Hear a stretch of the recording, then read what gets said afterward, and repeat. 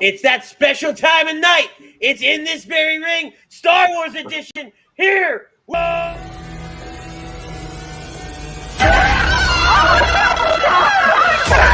Let's go!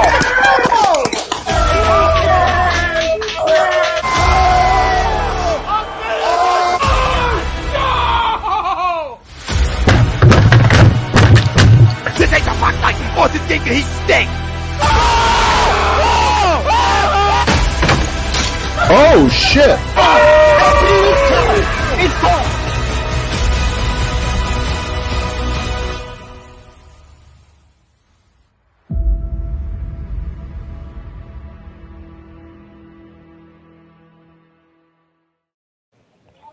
Good evening, ladies and gentlemen, and hello there. And welcome to another edition of In This Very Ring. And it's a special In This Very Ring. It's a sequel you all have been waiting for.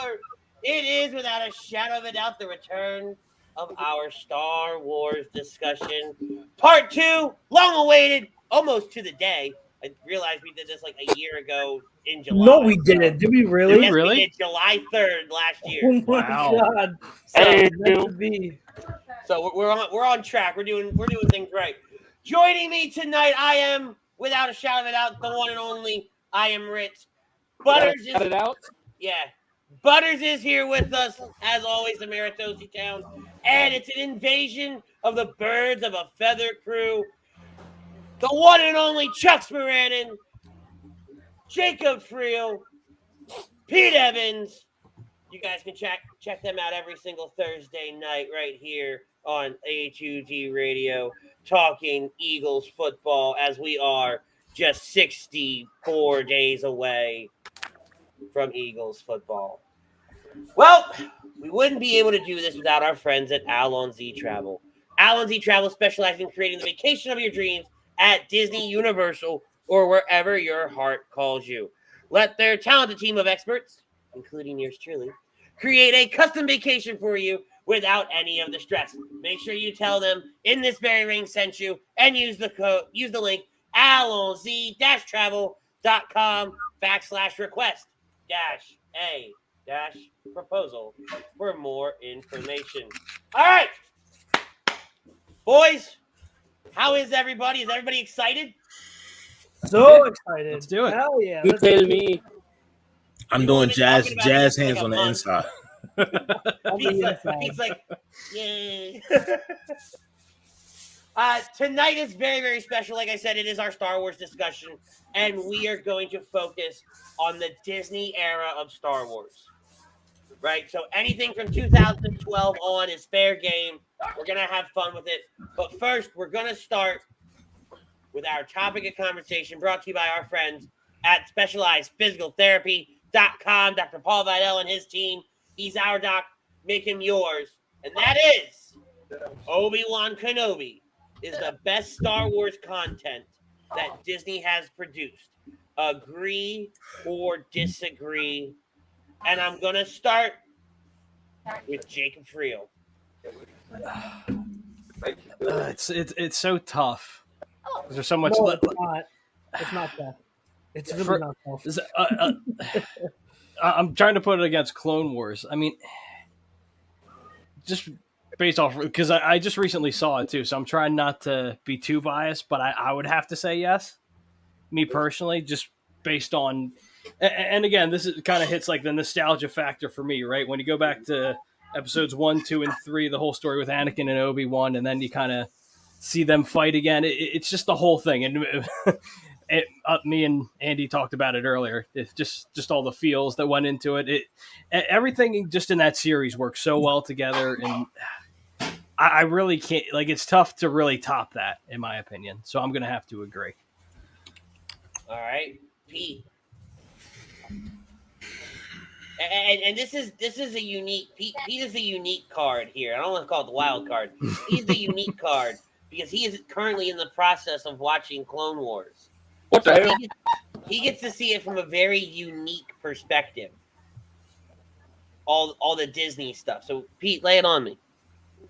Well, didn't Clone Wars start in 2008 or 2007? Yes, Yeah, but season 7 is Disney. Right. Yeah. Okay. So you're saying one season of Clone Wars But compared to everything we've seen for the last 10 years. You haven't seen season No, 7. you have. Yeah, you Trust haven't me, seen it yet. Trust me.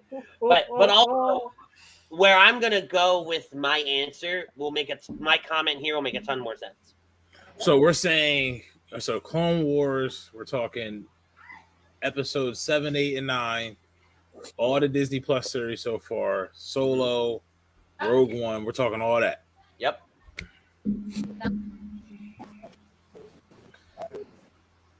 I don't know, man. I had to disagree to the poll. Okay. I would disagree to the poll. Solely because I've only gotten 6 episodes of Obi-Wan. Where like if I was to make a bet for like Mandalorian, I've already had 3 seasons of that. You know what I mean? I've had 3 full-length movies. I am in the Clone Wars. I think it was like 140 episodes. I'm halfway through already, and I kind of talked about it before, where we kind of go, but the path there I like so far, and from what everybody says is going to get better. I'm getting into season 4 and 5 now, where it sounds like business is about to pick up. You only just begun. So This is where the fun begins. Okay. And I can kind of see it. Like, I mean, what we talked about, that switch, and especially you kind of start to see it with the Zillow Beast and how Chancellor starts to change and takes that. You can kind of see the smirk. So I would have to disagree with Obi-Wan. And while it was good hearing James Earl Jones' voice as Darth Vader, was, I didn't know, like I had to search to see if dude was still alive. Like, Don't worry, I did the same thing. So now I would have to disagree just solely for the reason why we only got 6. You know what I mean? And like Jake said, it is a lot of recency bias. But while it was still good, it's very nostalgic. I can't go with that right now. I had to disagree to the point. Okay. All right. Because I know Chuck's not going to have long-winded comments. Butters, you're next. There's a method to my madness here. I know how this is playing. No, out. I'm glad you're keeping me toward the end. We go. Yeah. I wouldn't say it's the best they've produced. I'd say that's more leaning towards like Mandalorian, Clone Wars. I'd say Obi-Wan's like that close second or third. Okay.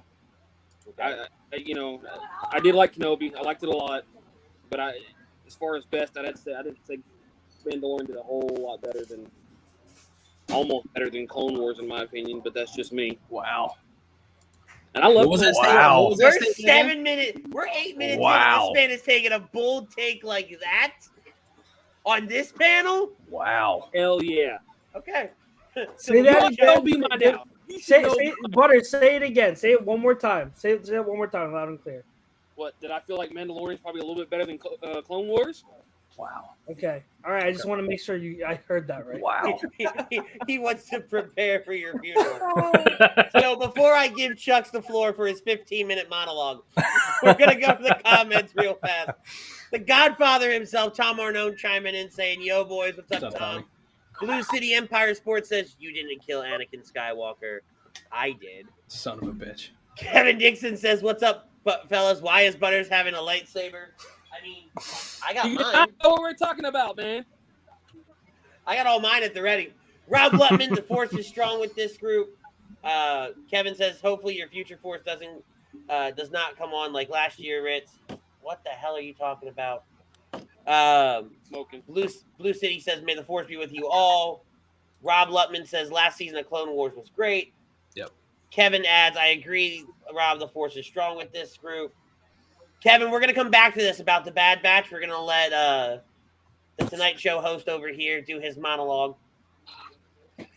Adam Rush says Mandalorian is definitely better, so Adam's in the same ballpark that Butters is. Rob Lutman says Clone Wars. Greg Milakovic, what's up, fellas? Different show tonight, I see. I'm just ignoring Shannon. I'm letting her do her thing. Greg says, Butters, don't let them push you around tonight. All right. I'm going to give Chucks the floor. Everybody get comfy. Oh, God. This is an easy, hard disagree. Hard disagree. Obi-Wan was a good series overall. Overall, it was a good series. The first 2 episodes of Obi-Wan got off to a pretty solid start. The third episode was phenomenal. Phenomenal third episode. 5 and 6 really shit the bed. I mean, the next two, 4 and 5. Sorry, 4 and 5 really shit the bed. Like, wait a minute, did you watch the same thing I did? Like, it shit the bed really bad. And then 6 brought it back up. 6 was really good. So overall, I'd say it was a good series. There's no way in hell it's better than one season of the 7th season of Clone Wars. No way in God's green earth it's better than that. There's no way in hell it's better than Rogue One. There's no way in hell it's better than my shirt right here, Star Wars Visions. There's no way it's better than Star Wars Visions. There's no way it's better than Mando. Mando in season 1 had a great beginning, great end. The middle was all filler. And then season 2 was better. But it's not, Obi-Wan is not better than Mando. So I named the 4 Disney pieces of content they put out that's already better than Obi-Wan. And again, like, I like the fact that Obi-Wan brought in a lot of explanations and depth to stuff that we kind of knew but needed more explanation from. And I'm sure we'll dive more into that later. Like the stuff, his relationship with Leia, stuff with how, we'll get into it later, but like it connected a lot of things, and how, like, the big one was in the last episode when Anakin says, Vader says, you didn't kill Anakin, I did. That's pretty much why Obi-Wan tells Luke what he does. So, like, it ties in a lot of stuff, gives it more depth, more explanation, and it, for what Pete said, great nostalgia factor. Like, it's great to see Ewan McGregor, Hayden Christensen on there. It was a fun watch from that sense. It was very hyped up. I'm one of the very few people that, even a long time ago when they announced it, along with all the other Disney projects, I was like, this Obi-Wan series isn't even necessary. It's not it's not necessary. And it felt like that was supported. It didn't really bring anything new or anything great that we didn't kind of already know to the Star Wars lore. It just brought more depth. And that's cool and all, but again, it wasn't really necessary. It wasn't. So Obi-Wan, good series. I am glad they put it out compared to some of the other stuff that they've been doing, but there's no way in hell it's better than Clone Wars. There's no way it's better than Rogue One. Visions I enjoyed better, and Mando was better. So sorry, Jake, you saying like agree, like I kind of cringe at that. I kind of cringe. So yeah, I would hard disagree. Obi-Wan was good, but I can't. Yeah, there's no way. So, all right, I preface my answer with, Chucks, I disagree with you in the fact that this series wasn't necessary. Because I'm personally somebody that I thoroughly enjoy the depth that they brought to it. And I really, really enjoyed that aspect of it. Because we have done this before. We have talked off air, on air, in person, out, over chat about Star Wars almost to death, right? And now this gave us a lot more to talk about. It allowed us to break something new down, right? But in saying that, I do have to disagree with the poll. I think that season 7 of Clone Wars is by far the best thing Disney's ever done, because how you tell, you have, I think it's 12 episodes or something like that, and you only tell 3 stories. Mm-hmm. You tell 3 stories from, it's really only 2 if you really think about it. You tell an Ahsoka story, and then you tell the Bad Batch story. That's really it. You backdoor pilot the Bad Batch, and you set up Ahsoka, and what's really happening during episode 3 that everybody has talked about. Where was she? What was happening to her during that time?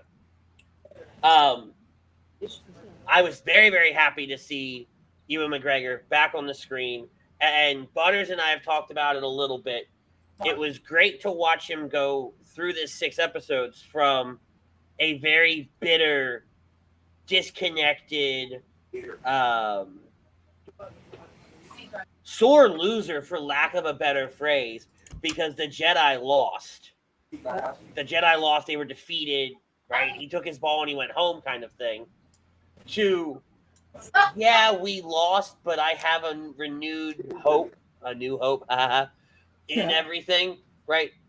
And by the way, we're going to talk about how he became God and where that was in episode 3.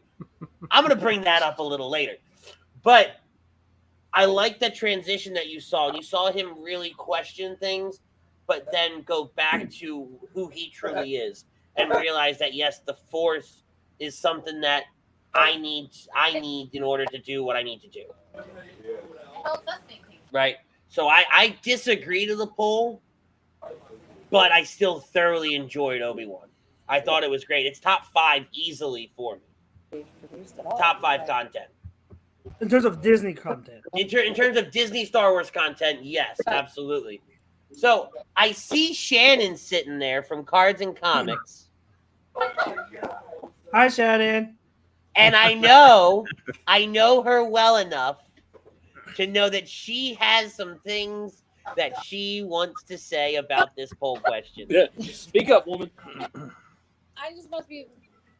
You know, I'm the biggest Star Wars person. Like Exactly. Star Wars. My rugs are Star Wars. I just don't like Clone Wars. I never have. Never have. Yeah, you know what, Butters? Pull the screen back. Pull the screen. Their time's over. Wow. Never. It's just one of those things I never cared for. I mean, I know about it. I just never cared for it. Hell, I can understand that. And it's never seen one Star Wars episode. Well, that's your fault. I know. But I'm making him.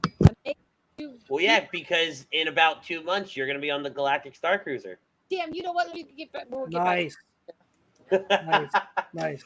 But may I ask Shannon, why is there a specific reason or reasons why you feel like you've never connected with it? I don't know. Maybe it's my age, but when it all came out, I don't know. Maybe it's because I don't know. I just couldn't sit and watch it. I mean, I know the storylines, I know the things, and I know the characters, and it's just like, and maybe I need to sit and watch it because the same thing with Stranger Things. I hated it, and then I finally forced myself to watch it, and I absolutely fell in love with it. Did you get through? How much of it did you get through? What did he say? How much of it did you get through? I'm sorry? How much of the of Clone Wars did you get through? Are you able to get through? Have a one. Okay, so I totally understand that because I actually was a late bloomer to Clone Wars in terms of because I knew when it first came out, it was pretty much just all filler stuff. Yeah. And I never really enjoyed that stuff. Mm-hmm. And my friends a few years ago really pushed me you have to watch it. Yeah, the first 3.5 seasons are filler, but once you get to season 4 and then 5 and 6 and 7, it really gets crazy and it's amazing content. So I kind of one summer I was like, you know what, football season, there's no sports going on. I'm going to push through and I'm going to watch it, and I'm glad I did because the first 3 seasons, and it's funny because my wife, I just had her watch Clone Wars. We started a few weeks ago, and Hi, Mary. And she went and she had to go through all those filler episodes, but once she got to 4 and on, she understood it got so good. Well, so I think there are websites, if you want to skip a lot of filler episodes, there are websites you can go to that show you the important arcs so you can avoid all the unnecessary stuff. So it'll cut down a lot of but some of that unnecessary stuff, and you and I disagree on this all the time, Chuck. Some of that unnecessary stuff really does help build and establish some of these characters that you're going to see in these important arcs. It does. I'm just trying to grab the attention or persuade someone who was hesitant to watch it. You know what I mean? No, I hear you. To watch it, you kind of want to say, hey, at least meet halfway. You know what I mean? But can't you fill in those important parts later? We're gonna make Larry sit down and we're gonna have Star Wars boot camp because I ain't putting him on that starship and have him make me look a freaking idiot. I've already bought some of his clothes. I mean, I swear to God, my dates opened up for that Star Cruiser and everything sold out. Everything. Sounds about right. Yeah. Yeah, But that sounds right. he's got boot camp, so we're going to do it. I mean, that's love. Man taking me on a Star Wars cruiser. Never watched Star Wars in his life. Not at all. Never watch it. But like the Visions, you were talking about Visions. I don't know if it's just the platform it's on because it's a cartoon. I just have no interest in it. Mm-hmm. I understand. I get it. I get it. Yeah. But like, I love like Star Wars, and like with It could be just live action versus cartoon for some people. I could be, but like Obi-Wan, I mean, it is just a TV show. It was really good, but I felt let down at the end. I can see that. Yeah. So let's really get into the series, right? Let's get into Obi-Wan as a whole and really talk about what we get from it, right? As we know, it takes place 10 years after Order 66. Obi-Wan is on Tatooine. He's watching over Luke, but we see him just kind of living life, right? He's cutting a little, he's prepping some meat. He does some work, goes back, feeds an animal, rides off into a cave, the infamous cave that we know him from, and he's just chilling, right? That wasn't his infamous cave that we know him from. That was just a starter cave. It's a goddamn cave on a sand planet. I just said a starter cave. He does leave it. This isn't like you don't buy a starter cave box and then upgrade a little bit later. What is to this, the OG Minecraft? set. Hey. Yeah, that's exactly what this is. What is this, This man's Minecraft? out here playing Minecraft Star Wars Edition. What in a cave? He was in an actual hut. I mean, this was just a damn cave he was in at the beginning. Oh my God. What you thought, I like how he left that cave, and that they kept showing that box. Yeah, he left the box in the cave. Yeah, absolutely, because he was going to come back to it. So what you're saying is that's that the was the same. context It of could be the starter same set. cave, not just the starter cave. Yeah, Could be the that was the same. content of a starter set. A starter set.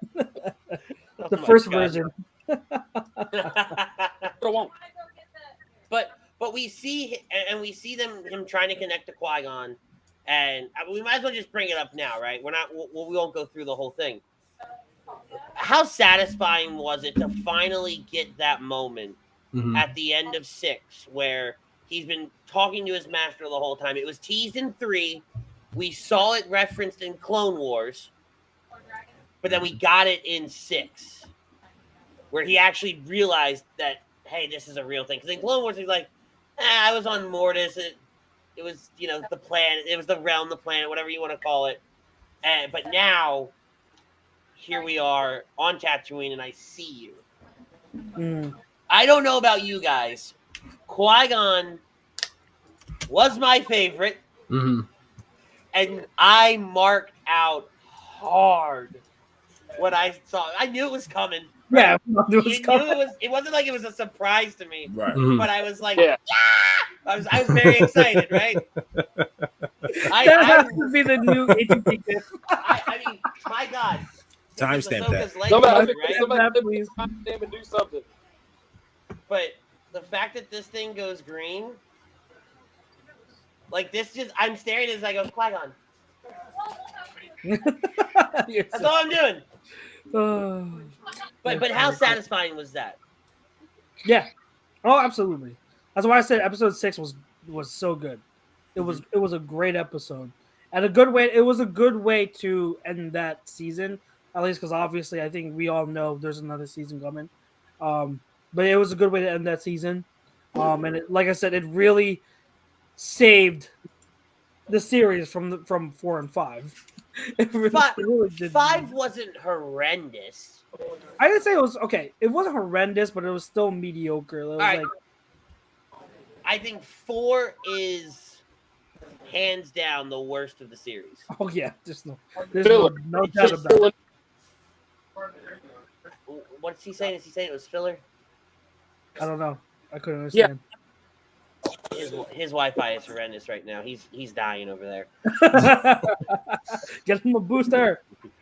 I said it was horrendous. Not horrendous. Okay. Sorry. I said it felt like filler. Yes, it did. Yeah. Now, and there was a lot of good, not callbacks, callbacks, yes, but very good imagery throughout this. And I want to go to episode 3, arguably the best episode of the series. where Obi-Wan just learning that Anakin survived and he is Darth Vader and all that other jazz, blah blah blah, right? What did you guys think of the interaction between Obi-Wan and Vader in Episode 3? I thought it was great. Yeah, so did I. Yeah, I thought it was great because I think it was you have for the first interaction you still have Obi-Wan who's still kind of in disbelief and like is still kind of shell shocked from it all to hear that he's alive. So he doesn't really know how to really still register it. He's still coming to terms with him. But you have on the other side you have Vader who has waited 10 years to finally get his revenge. You know what I mean? And he doesn't hold back. He doesn't hold back. He really and that's I thought it was done great, so well. I thought it was really a sense of what you would call it, karma or whatever you want to call it when he pretty much lit Obi-Wan on fire. Yeah, a revenge. So yeah, I thought it was done really, really well. That's whole episode. That's that strong imagery I was talking about, and the callbacks and everything like that I was bringing up when I started this was we know how Anakin is left. Obi-Wan leaves Anakin at the end of 3, but how Vader leaves Obi-Wan or attempts to leave Obi-Wan, right? Because ultimately Obi-Wan's saved before any permanent damage can be done. And this, that, and the other thing. But that was probably the most powerful scene of the whole series. Right? Mm-hmm. What do you guys... I don't know if it's the most powerful. I'd say Vader with half of his mask off. I was just going to bring that up. Yep. Yeah. Great. Yeah. Then somebody expand on it. Well, no, Vader with half his mask off, and then the dialogue after. Right. And then he says, "You didn't kill Anakin. I did. So truly my friend is gone." So you get the visual because up to this point, you kind of don't know what he looks like. I mean, you're getting that look in 2022 tech instead of whenever episode 6 was and the whole mask came off with that shitty tech that they had to work with back then. So it's kind of... It was good back then, Pete, okay? It was decent. It was decent. But just to get that kind of look, now, I think that would be the most compelling scene of the series. But I get it with episode 3. I don't know, like that their whole dynamic to where even after that, was it episode 6 after initial battle and I want to say was it Palpatine that was talking to him? Was it Darth Sidious that was talking to him at that point where he wanted to keep going and he was like, we have bigger plans, you know what I mean? Like, yeah, the bigger plan, obviously, what we got moving forward, where this takes place in between. So it's kind of one of those things like he truly had to let go. You know what I mean? So to almost to the point where they wrote episode 6, where like they may not do another season because they may not need to. I think Palpatine felt like enough Jedi were purged out that it's time to move on, get the Death Star truly built, get everything rocking and rolling. Mm-hmm. That, Obi-Wan no longer... Yoda is off on, Yoda was not a threat. No, like I said, enough Jedi were purged that nobody's a threat at the time. So now they can get doing what they want to do, and Vader just needs to quit, playing around, stop pussyfooting around, and, get things done. Well, and to Pete's point, right, if they don't do a season 2, they wrapped Obi-Wan very well to be like, all right, if you don't come back with it, I'm okay. Right. I mean, I'll be sad because I like Ewan McGregor as Obi-Wan, and I'm a selfish bastard. Right? But I have no problem if they don't come back with a season 2 for it. And then I think it's interesting that Butters brings up Yoda. Right? Nobody throughout that entire thing, everybody's looking for Obi-Wan.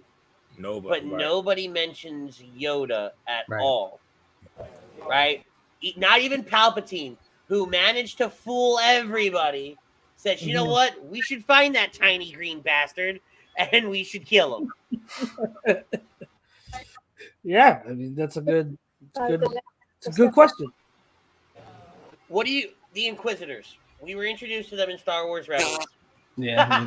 Yeah, I didn't get the girl, the whiny bitch. Okay, can I? You guys can talk about Reva because I think we'll all Reva, whatever. We'll all agree that we were not big fans of the actress. Like, nothing personal against her. I think it's common take amongst most fans that said like her acting was bad. All right, so look, I'll let you guys speak on that. But can I just say, the Grand Inquisitor, the actor for that, was absolutely horrible. Okay, horrible. It was bad. It really bothered me because when you watch Rebels, and we just started Rebels, my wife and I. Okay, I watched it already, but I got her to start watching it since she finished Clone Wars. All right, and I'm watching, so we're watching it again, and you're seeing Grand Inquisitor, and man, like, it's night and day. It's night and day. Grand Inquisitor is, you can tell he's evil. He's got, a scariness and intimidation factor to him. He has character, whereas this guy in Obi-Wan, whoever is as bland as the flavor of vanilla. Like it's so like So real quick, Rebels is animated, right? Yeah. See, this is listen. I don't want to use live action as an excuse. Right? No. I'm not saying that. Here we go. I may say this may rub a lot of people the wrong way. I will take animation over live action 7 days a week, twice on Sunday, because the reason why is you get away with more emotion and storytelling in animated form versus than what you get in live action. Imagine Obi-Wan and Reva's character in animation, because her dialogue and her storyline was fucking great. The execution of it in the live action form, I can't even make the noise that Chuck's made when he did the 2 thumbs down. They pretty much, that's what it is. It was a baby diaper blowout. That's what it is. For points. God. Well, and Pete makes a really good point, and so do you, Chucks, right? When you talk about the Grand Inquisitor and you look at him and what he does in Rebels, and you're almost like, oh, okay, you could have been Vader, right? You're twisted enough to where, like, you might scare me a little bit more than Vader does until Rogue One happens. But right. So, and then you get this, and it's like watching Damian Priest in NXT. That connection. Well, so we all referred to him as Vanilla Extract. Yeah. So that's why when you said that, that's why the 4 of us died, is because for like 2 years we called this man Vanilla Extract. I mean, that's perfect. They really only show what the Inquisitor for what, a whole whopping 2 episodes? Two and like a 4th. And it's like, so how are we supposed to introduce this badass character and make him look more badass when you go, and that's the other thing. We get 0 explanation on, like, we all watched the lightsaber go through this man's body, and we got 0 explanation on how he is standing there at the end. Well, like, I did. I we don't did. nothing coming back. We did. Wait, look at that. no. No explanation how she survived that Vader gut shot. We have explanations. They're weak explanations though. So that species, remember, they have 2 stomachs. Okay, that's one. But the other explanation they make more clear, if you're not a Star Wars nerd like we are, and you don't know that species has 2 stomachs. So if you don't know that, the explanation they put on a silver platter for you was that anger fuels you to live. All right, that's the explanation they put out there on silver platter, and that's the reason why Reva was so able to leave. Yeah, but that's I didn't say it was a good one. I said it was a weak one. Okay. Bullshit. Okay. So apparently, his anger and hate drove him, and wanting for revenge is what drove him to want to live still. The same reason why Reva, as an adult, when she got stabbed by Vader the second time, was still able to live. However, the reason why it doesn't make sense is because there's no way in God's green earth, in any galaxy, whether far, far away or a long time ago, that a little girl Padawan could get stabbed by a lightsaber by Darth Vader when they're a young Padawan and live. I don't care how dark you are, you cannot be driven to live as a young Padawan through anger and hate. You can't. So it's a weak explanation, but that's the explanation they gave. Some Jedi can do that whole force shielding bullshit explanation, but like, is that what happened with her? They just made, she had the force shield. Oh, like, no, because she was not trained. I know, but they're trying to go with bullshit explanations. That I know, but I mean, but it's all bad. It's weak, right? But Vader really isn't Vader yet. No, not when he did. But he's still, but still at that point, I mean, he's still Vader. I don't care who it is. You get your kid. I hear you. I mean, we see in Clone Wars, like this shit cuts metal, like it can cut a hole in the ship. Like, and when you're talking about flesh and bone, like how do you come back? Like, how do you come back? Like, what does she get? Like a little flesh wound and fall over and say I'm dead? Whoa, time out. Hold. Ring the alarm. Don, I swear to God, there is no fucking way. You talking about this one? Yeah. Oh my God. Oh All right, no. I'm gonna get comfy. Somebody roast him. Oh, Somebody kill him. no. Get him. Get him. Get his man. I want to see Darth Vader and that who should not be named Lord Voldemort fight with a fight. You can get that little pixie stick wand and shit. The Force will fuck him up, bitch. I mean, Don. I feel like he's gonna get roasted harder than the chair that Ralph formerly sat in. I feel like he just said that to R.I.P. to that chair. I don't get how Butters every fucking week takes shots at Ralph in that chair. And Ralph, he's not even here to defend himself. He's never here for it. I know, Chuck, we've got you up past your bedtime, so you typically miss those comments. But every week, Butters is just like, remember Ralph's chair? And Ralph is never here to defend himself. Oh, God. And a friend of mine just texted me and said, this, for him, it really takes away the power of the lightsaber. Because we've always considered the lightsaber to be one of the strongest weapons in any fandom, right? It's always a conversation, what's stronger, adamantium or a lightsaber, right? That's always the creme de la creme, the top of the top. Can a lightsaber cut through Captain America's shield? Things like that. Right. And now you're sitting here telling me that this, ooey gooey mess of flesh and bones managed to survive getting turned into, a puddle on the ground.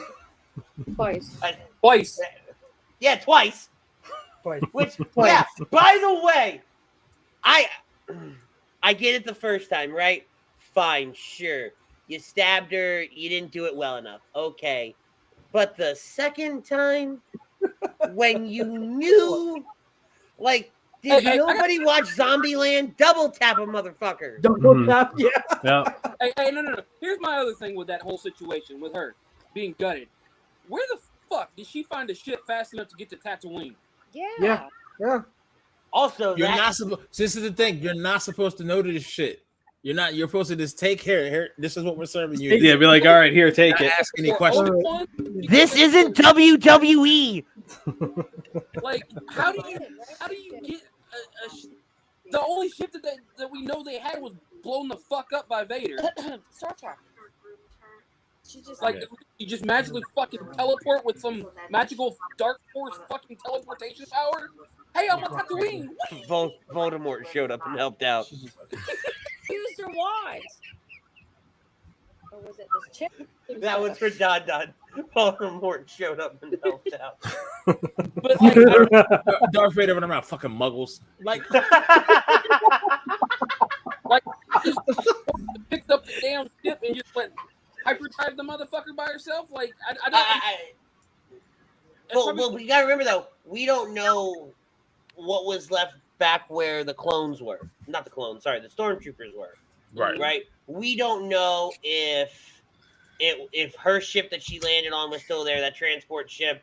We don't know any of that. So there could have been a ship still sitting over there. But get there before everybody else? They were on a bucket of bolts. They were busy doing other stuff. Like, I mean, brushing their teeth, filing their nails. To Shannon's point, they were preoccupado. Preoccupado. I like that. They thought she was a goo pile, so they didn't worry. Yeah, my wife brought up a good point. Is that she was watching one of the videos on YouTube with like they offered an explanation of that, and they said that pretty much the reason why Vader just leaves her is because Vader really doesn't care. Like Vader pretty much just dragged her along up until that point, made his point to her that hey, like I knew, and then was just like you're insignificant, and just left her. So even at that revelation, like where the Grand Inquisitor comes back because he has two stomachs, I don't give a fuck unless you got two hearts, you got gutted, you should survive. He's not the That's doctor. That's one. But two, when they do that reveal, they don't. How did you know? How did you know, Vader? Like there's no cut scene or anything to where you can tie to anything where this dude was like in the corner or the other Inquisitor, not the Grand Inquisitor, but the other guy.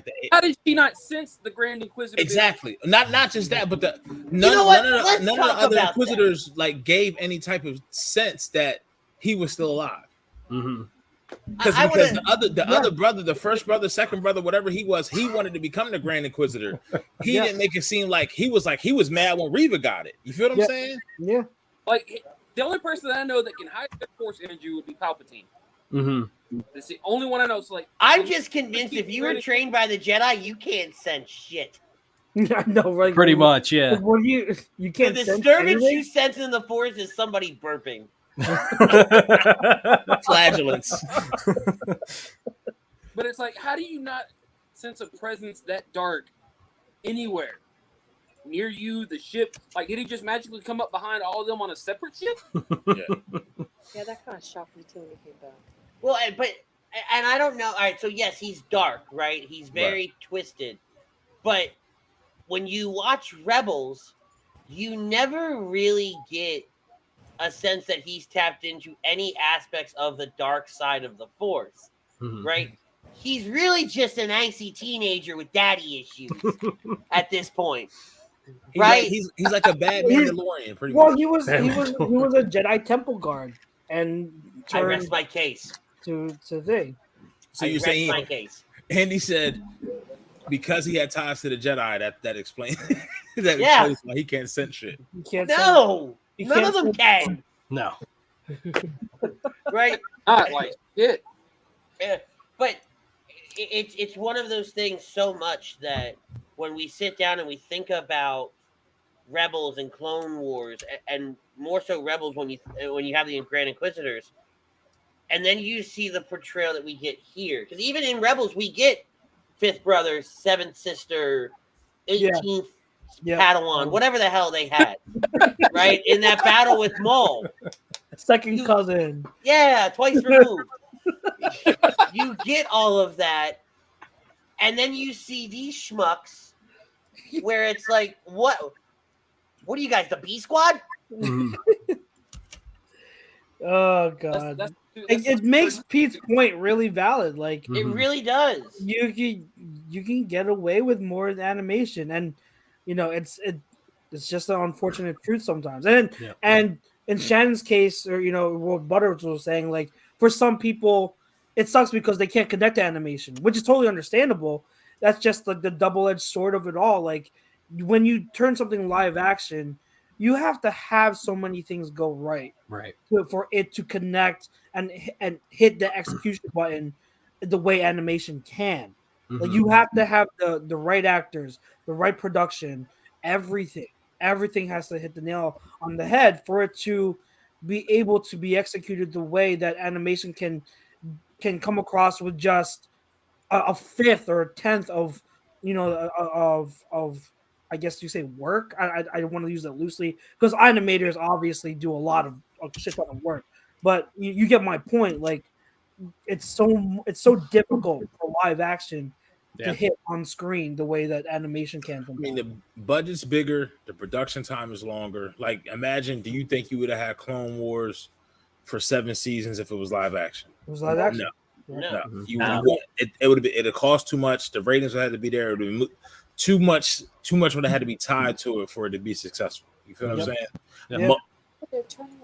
I don't know a lot of live action series that have gone 7 seasons in the past 15 years. I mean, to Shannon's point here, they're starting to turn a little bit of everything to live action. That's just because that's where the big dollars comes in. But you have to, when that big budget comes in, that big budget has to pay off. You feel what I'm saying? So the profit margin is slimmer on live action than compared to animation. But especially when you can get to record a voice from anywhere the fuck you're at in the world, and you could do multiple seasons and have the script played out with the voices played out, and then add the animation to it. You know what I mean? Well, and then think about what they did with Clone Wars Season 7, right? And how they tied it into a live-action entity. But then look at the fight, and we talked about it. We might have talked about it the last time we did this. Look at the fight between Ahsoka and Darth Maul. Don't spoil it for Pete. I'm not going to. Right? But look at that. Look at that fight, and that if you know what went behind putting that together, what a like it takes Pete's comment about big budget and everything like that, and kind of pushes it off to the wayside, because then look at the voice actors for a lot of these animated series things that we get. You know, whether it's Jason Isaacs as the Grand Inquisitor in Star Wars Rebels, or Sam Whitaker as Darth Maul in Clone Wars. Star Killer. Right? Like, look at where you get all these different people from, and how when you go today and you talk, I mean, perfect example. Go ask a kid today who Mark Hamill is. Yeah. Tell me if he says Fire Lord Ozai, Joker.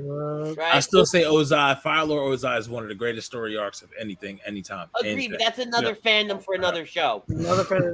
Right. Let's get back in the car, Pete. Sorry. But do they say Luke? I don't think so. Nope. Right? So animation is always going to, I won't say supersede live action, but it's going to have a lasting impression on people, because 9 times out of 10 they're better. Right? They just are, and it's unfortunate because you know what these people put into these live action performances, and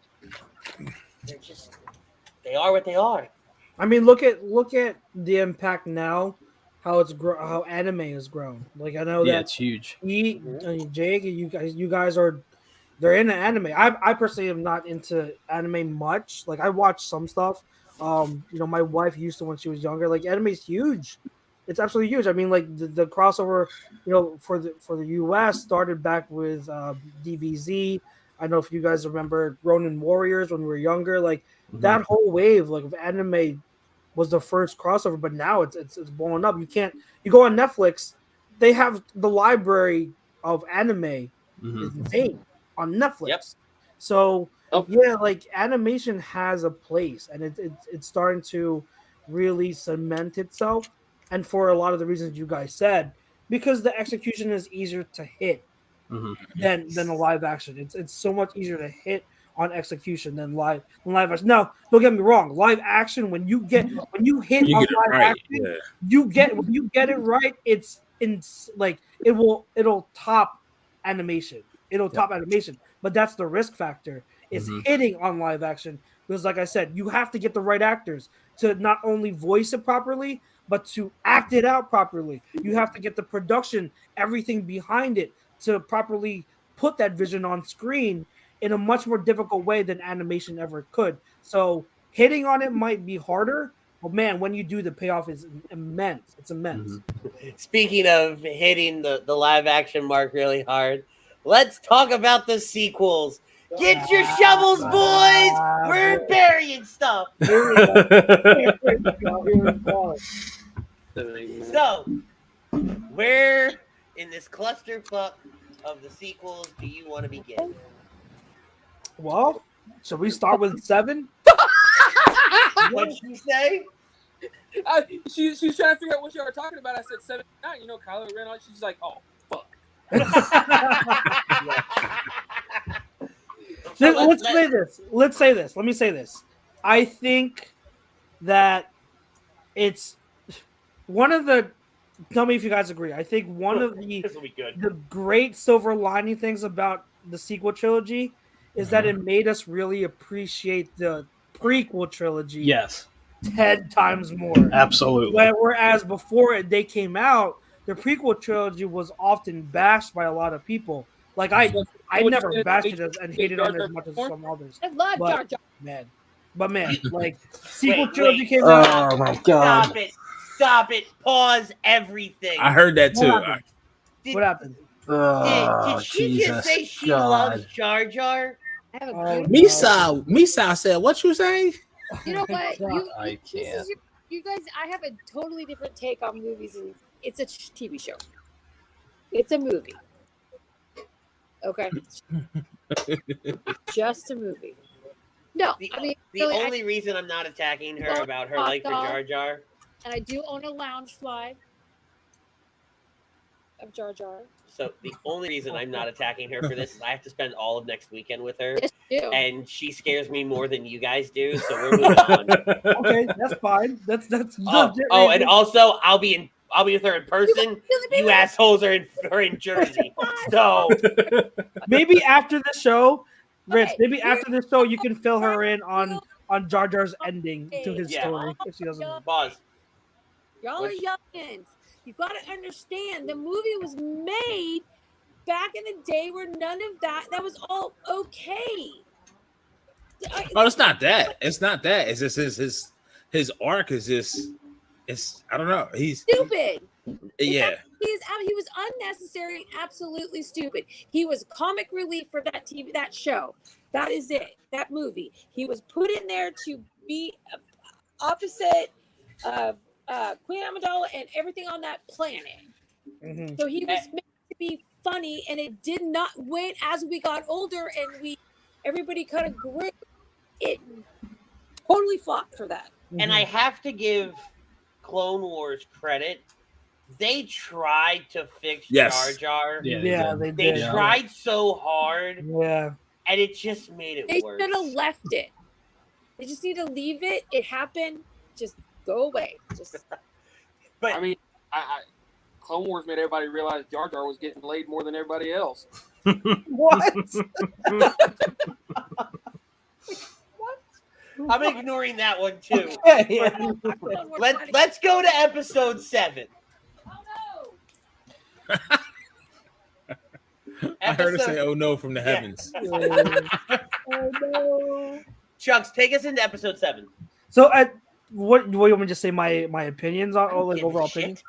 Okay. Well, episode 7. Here, I'll say this. So, episode 7. I want to say that I do believe to start that trilogy, episode 7 wasn't bad at all. I think episode 7, as a starting point to a trilogy, was a good movie, and it got me excited for the future of that of that movie series. I was like, okay, this is a good start. I mean, it had a lot of similarities to A New Hope, and I get that. That was definitely one of its flaws. A lot of stuff, all the parallels were like, it's episode 4 again. So I get it. I understand that. That's a flaw. Obviously the stuff with Rey all of a sudden becoming powerful. I get it. I understand that, and that's another fair criticism. But overall, I think it laid the groundwork really well for new characters. I felt like it introduced the nostalgia factor of the old characters to transition with the new characters very well, and it was a good launching point for what could have been and what should have been for episode 8 and 9. But as we all know, 8 and 9 kind of shit the bed. But episode 7, I will stick up for it. That's what kind of happens. That's what happens when you kind of flip flop on who's going to direct and who's You guys didn't like the director? Yes. No. I'm not saying I didn't like the director. I'm saying the problem with this 8 and 9 was they changed directors. Yep. It was. If they Rian Johnson and J.J. Abrams. Yeah. Yeah, if they'd kept it consistent throughout all 3 movies, you'd probably had a better movie. And you know what's even more a worse problem is that neither director really understood the full lore of Star Wars. They didn't understand like the what was really behind the universe, and like so you have specific things that don't hit. They don't hit certain depth of characters development. They don't hit the underlying themes of what made 1 to 6 great. So Yeah. See, like Star Wars, you wish kind of. So let's just say this about episode 7 through 9, and everything else that has happened after. If Star Wars had their Kevin Feige, like Marvel does, imagine where Star Wars would have been. Imagine the stories and the attention to detail you would have been able to give it. But it's for whatever reason, it's not the same. I don't know. Well, here's my biggest problem with 7, right? 7 is 4, right? It's 4 in its rawest form, and I'm okay with that, right? On the surface, yeah, it doesn't bother me a little bit, yes, but no at the same time, because you're setting up a new cast of characters while still staying true to the old and some of the lore, and you're telling a new story, and I'm okay with all of that. What drives me up a wall and back down again is the fact that Finn picks up a lightsaber and holds his own against Kylo Ren, who is supposed to be our new big bad, and is supposed to have been trained by Luke and all this other shit because he's a Skywalker at the end of the day, and this stormtrooper reject holds his own. See, now I always felt the stormtrooper reject was going to be. Did he ever? And then after that, would you say just in that one instance, Andy, episode 7, just in that one fight, you would just take it for Finn and say that, or based on what he did, Finn's character in 8 and 9 just exacerbates that initial impression from that first encounter between him and Kylo Ren? After that, I kind of don't care. Okay. About Finn after that first part, because to me, Finn is just one of those. He's just another person there, right? He really doesn't play. He plays a really big role in 9, in the sense of the ground assault on the Star Destroyers, but other than that, he's just kind of exists. You know, he keeps trying to play this hero role because he really likes Rey and all this other stuff. And then that whole thing gets really weird and wonky because of the other stuff. It all goes sideways. And so I write Finn off pretty quickly. And then you have where they try to save it in 7. So Finn gets his ass handed to him after a while by Kylo, and when Finn goes for the lightsaber, it passes. I'm not Finn. Kylo goes for the lightsaber. It blows by him and goes into Rey's hands. Okay, awesome moment that now she's force sensitive and all this other stuff. Cool, right? Now she can hold her own, and now she is this all powerful being. And now they're splitting the planet. Well, it wasn't that was splitting the planet. Let's be fair. But you know what I mean. The imagery is there, damn it. The planet cracked perfectly in between us. Yeah. That's almost like I equate that to Peter Parker first getting bitten and then can go one-on-one with Thanos with the full Infinity Gauntlet. Like that shit just doesn't happen. Yeah. I know. It shouldn't happen. Now, unless the will to live. Fuck you. According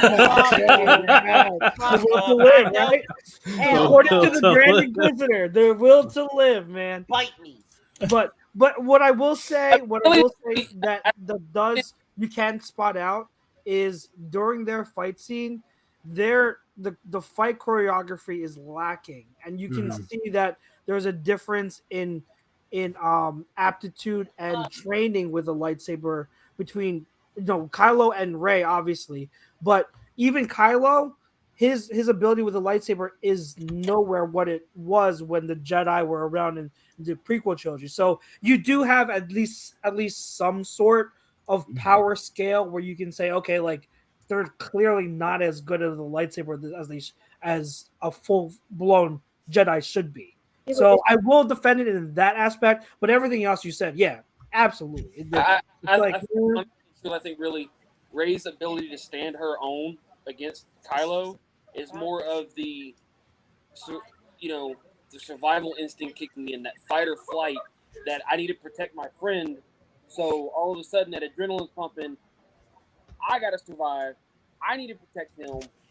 So whatever I have to do, and now she's standing her own, mainly because it's just, at this point, it's instinct from having to survive all those years on Jakku. Everything you just said, Butters, equals the will to live. I just want to say that. Yeah. But let me take Butters' comment just a little bit further, right? When you look at Rey's story arc and what we end up finding out in 9, which we'll get to, we'll get there, I promise. But what we end up ultimately finding out, it's in who she is. It's in her DNA. It's that lineage, right? Yeah. There's that lineage. So there's probably some sort of subconscious thing, right, where it just comes natural to her, and it really does show. If you look at her story arc, just her story arc, she showcases her power in 7, but she really comes into it in 9. Yeah. Right. So I'm okay with that in that regard. Yeah. But getting there, and then you really do the Force dirty in 8 with Super Leia. What did you say? You really did the Force dirty with Super Leia. Super Leia. Shit. Chucks, did that hurt a little, sir? I don't even want to. Oh, it's so bad. It is bad. But 7 overall, and to put 7 in a bow, right? It gives us the sacrifice of Han Solo, which was crucial for the character of Kylo Ren, just as Ben's sacrifice was for Luke. So there's a lot of similarities, and I think if they tell 7 any other way, it doesn't do as well. Because we know what 4 was, and we know what came after, we're able to make those similarities and go, all right, that makes sense. That's good character development. That works. Awesome. But then 8 happens. 8 is yes. It was here. Yeah, right. It's here for a cup of coffee, and then it's like, oh, here's 9. Okay. No, that's a cup of coffee that tastes that just lingers. Couple day old coffee. Yeah, it's like the bottom part of the filter's just in the bottom. Like Ken said, they could have done without 8. They really could have done without 8. Yeah, absolutely. When we say 8 is the worst movie out of the 9, single-handedly. Yes. Yeah, it's not even close. Not even close. Single-handedly. I think 8's the worst Star Wars content I've ever seen, or read, or listened to. Yeah. No, I agree to that. Yeah. It's so bad. I mean, they just had to keep with that trilogy, that three movie thing, and they could have done. Did she just call it a trilogy? I think she was about to, and she caught herself. I have worked 10 days straight with no day off. 10 days more. Remember, Andy, you have to be with her next weekend, so I love you. I will bring Ray with me. Uh-oh. Do it. Oh, so you're saying you're going to bend over? No. You said do it. Yeah, we're done here. But let's go to 8. And do we have to? Yeah, we have to. I think one of the biggest letdowns is Snoke. Yes. Yeah. You portray him in 7 as this next level Palpatine Vader combo. Kylo or Snoke? No, Snoke. Oh God, he was. And then in 8, nation of who Snoke was. No. Yeah, you got nothing. Nothing at all.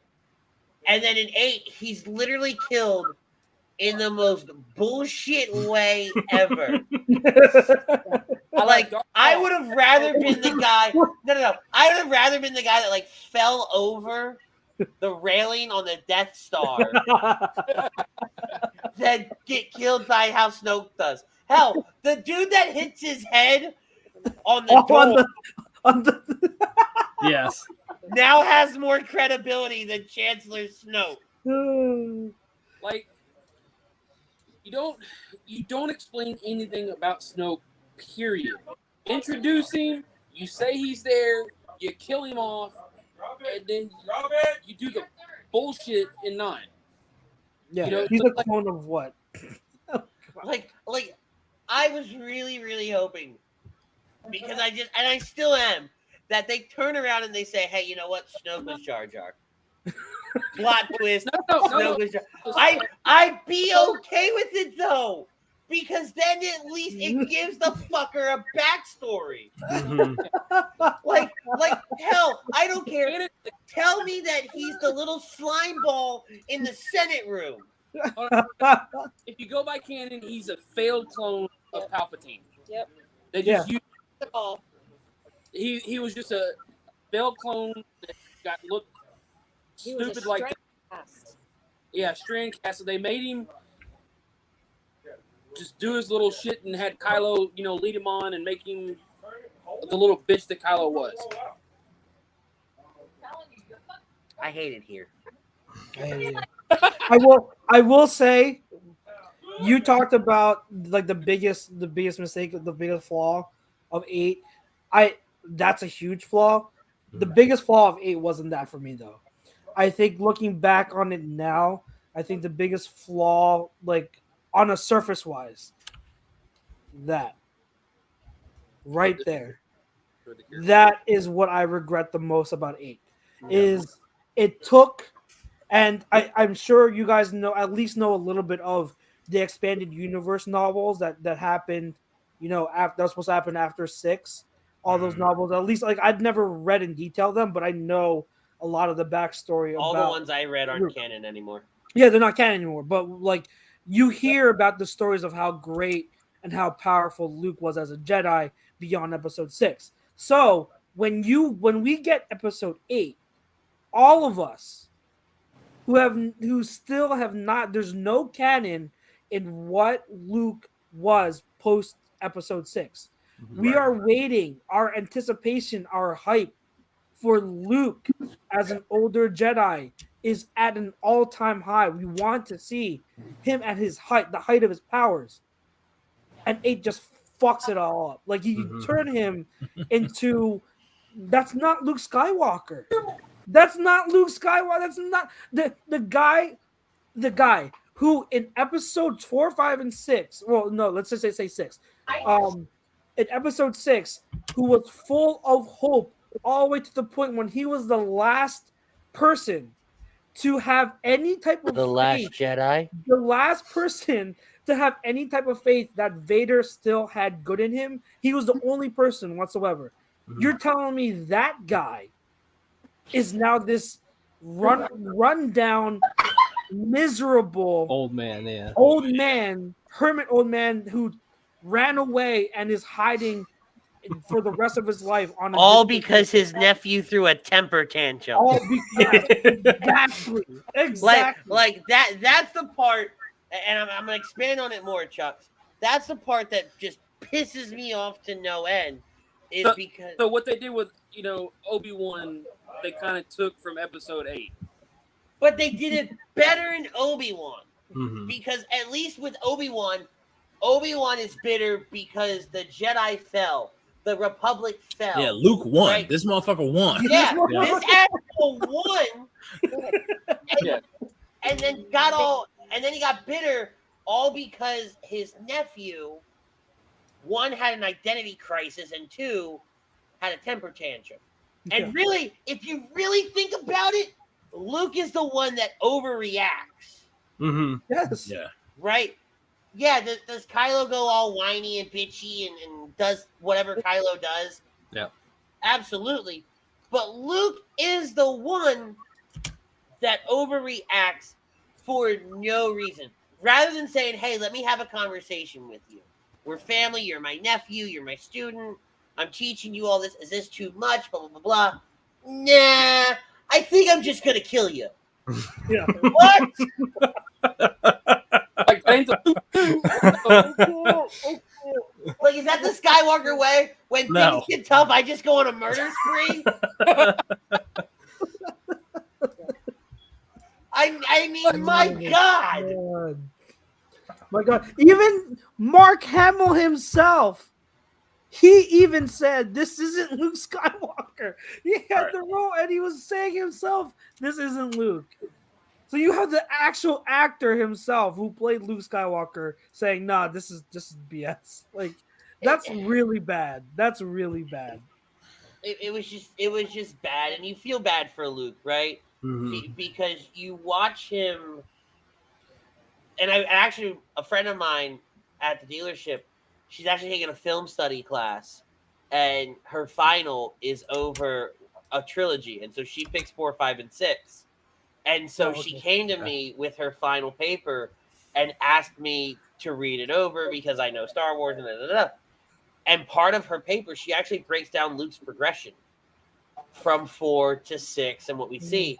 And you watch him go from this very, very eager farm boy ready to leave the planet and see the rest of the galaxy to his entire world getting turned upside down in an instant. Now he's got a mentor teaching him the ways of an ancient, religion long since forgotten. That guy's dead now too. So now it's me at the ripe old age of 16, this bitchy princess and this cocky smuggler and his overgrown dog running through the galaxy trying to literally topple an empire to 5 where, all right, I'm going to go listen to this Muppet for a little bit, become confident in my ways, to 6 where it's like, all right, yeah, you know what? No, I'm a bad motherfucker and I'm ready to end everything. I need to go face my father and the Emperor. Right? Like, you watch him grow up so much from 4 to 6. Yep. And then we don't see him all of 7 till the very end. And you can tell he's aged and, all like he's been through a lot. You can visibly see it on his face. There's Playing some Joker shot. will do that to you. Playing Joker will do that. I mean, yeah, fair. I'm talking about the character, not Mark, but whatever. Details. But then you get to 8 and you're really excited because at the end of 7, there's almost this shock and awe of there's Luke. Rey's holding out his lightsaber. Right? All right, Luke, become Obi-Wan Kenobi to Rey. Let's do this. And then he tells her to fuck off 5 minutes into 8. He throws the damn lightsaber. Jesus Christ. Yeah. Now, don't get me wrong. There's kind of like a coming to Yoda meeting throughout the movie, and he brings up the X-Wing and all this other stuff. Like, he kind of finds himself again, but it's really hard to look past But yeah, what he is right then and there. Yep. Yeah. Yeah. There's no reason. There's nothing established in that trilogy that could fully or rightfully explain why he became the way he was. There's just none. There's just none. And it's you had. I don't know if I'll ever forgive Rian Johnson for that. The fact that he took arguably one of the most beloved characters in this whole lore and just butchered him in 8. You have, and it's not like, to Pete's point, it's not like animation where you can say, oh, okay, let's just fix this by saying that's not, they're not going back and doing like a rewrite or doing anything like that. No, this is a big budget movie that came out where you had all the actors come back for 8 and you butchered it. There's no going back. It had a budget of $317 million. And it brought in $1.3 billion at the box office. And you couldn't even get an established character right. Yep. Right, and I think that's the biggest thing. And to Brock's point, which, by the way, I know who this is. I'm cooking him for Brock Almighty when I see him later. But to Brock's point, it destroys Luke. You spent, what was the time span between 4 and 6? Like, What? probably a couple years, right? But then also, Four like, tops, I think. yeah, but then you look at, like, in our timeline, it was about 6 years. You spent 6 years of our life, well, not my life, but 6 years of people's lives at putting together this character and building this universe, and then you literally let him ruin it in a few moments. Now, I do like the fact in 8 that Yoda comes back, destroys the Jedi library, and tells Luke, you can't do what we did, because, let's be real, we wouldn't be here if we didn't do if we did things differently, we wouldn't be in this problem to begin with. Right? So you can't do what we did. You have to learn from your failure and ours. Right? And that if anything, that's where the similarity to Luke and rebuilding the Jedi with Ben and his other students to the original Jedi goes. Luke realizes that, hey, you know what? The original Jedi, they were blinded by Palpatine and all this. And so if I take that route for it, it makes sense why Luke goes after Ben. So real quick, the time jump between like 4 and 5 is 3 years. Okay. And 5 and 6 is only 1 year. So so yeah, we were right in about 4 years. Yep. Yeah. So I mean, and then it's saying the trilogy in terms of the universe, the Force Awakens is set in 34 ABY, which is the same year Last Jedi takes place. Is all you see. So basically, in 7, 8, 9, there is no real time jump. There's not. Happens within the span of a year. Well, and you know that because 8 picks up right where 7 left off. Mm-hmm. So it's like you have almost, really, truly, one of the damages to 7, 8, 9 is they had no progression. They had no, time to grow up, time to, progress character-wise. It just, all within a span of a year, they all magically look a little older, look a little more progressed. It makes no sense. Well, and I'm okay if you want to tell one continual story over 3 movies. I'm okay with that. But to your point, though, you need to hit it on the mark. Well, your point you made right there, and Chuck's point earlier with just live action, you need to hit it on the mark because you don't have time to off-screen fix a character. Yep. Right? You don't have time to retcon some things over a time lapse to where we can say, all right, that was me 10 years ago. Now I am this. Right? You don't have that creative control. You're literally going from the end of one movie to the beginning of the next. Mm-hmm. And then at the end of 8, I think 9 picks up immediately after 8 does. Yep. Right after. Holy shit, Jake's here. I heard this man talking like 45 minutes. Yeah. Sorry, Jake. I love you, buddy. You're good. But what bothers me so much about 8 isn't just the Snoke thing, right? It is Luke. It is all of that and how they took, and really Leia too, because we haven't even talked about Super Leia.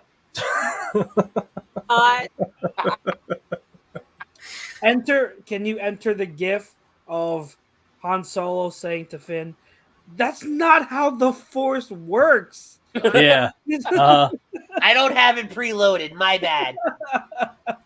But oh my god. But no, to your point, that's not and I'm okay if you want to introduce a new concept of the Force, right? And especially when you do it in 9 with Rey and the healing aspect of it. What I was bringing up earlier with the Obi-Wan series about the whole Force shielding, in a sense, that you can use your Force powers to, in a sense, put a shield around you of the Force. See, to protect, stuff like that. But that takes it a little to the extreme in my, But Force, like, I don't know if this is what you're exactly what you're talking about. Force is a fucking Green Lantern ring that can protect you in space. Thank you. Yeah, yeah.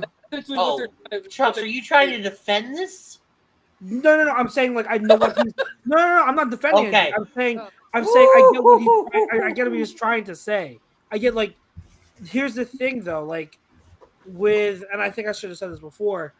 It doesn't make sense for the Sith to have something similar to that because that whole, like, Force healing, that's a light side power.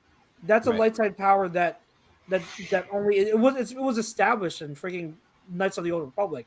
Or, like, the light side of the Force is the only one that can use that, because in order to do Force healing, you're giving up your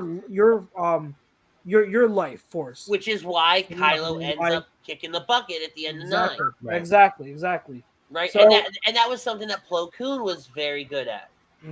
Yeah. Go ahead.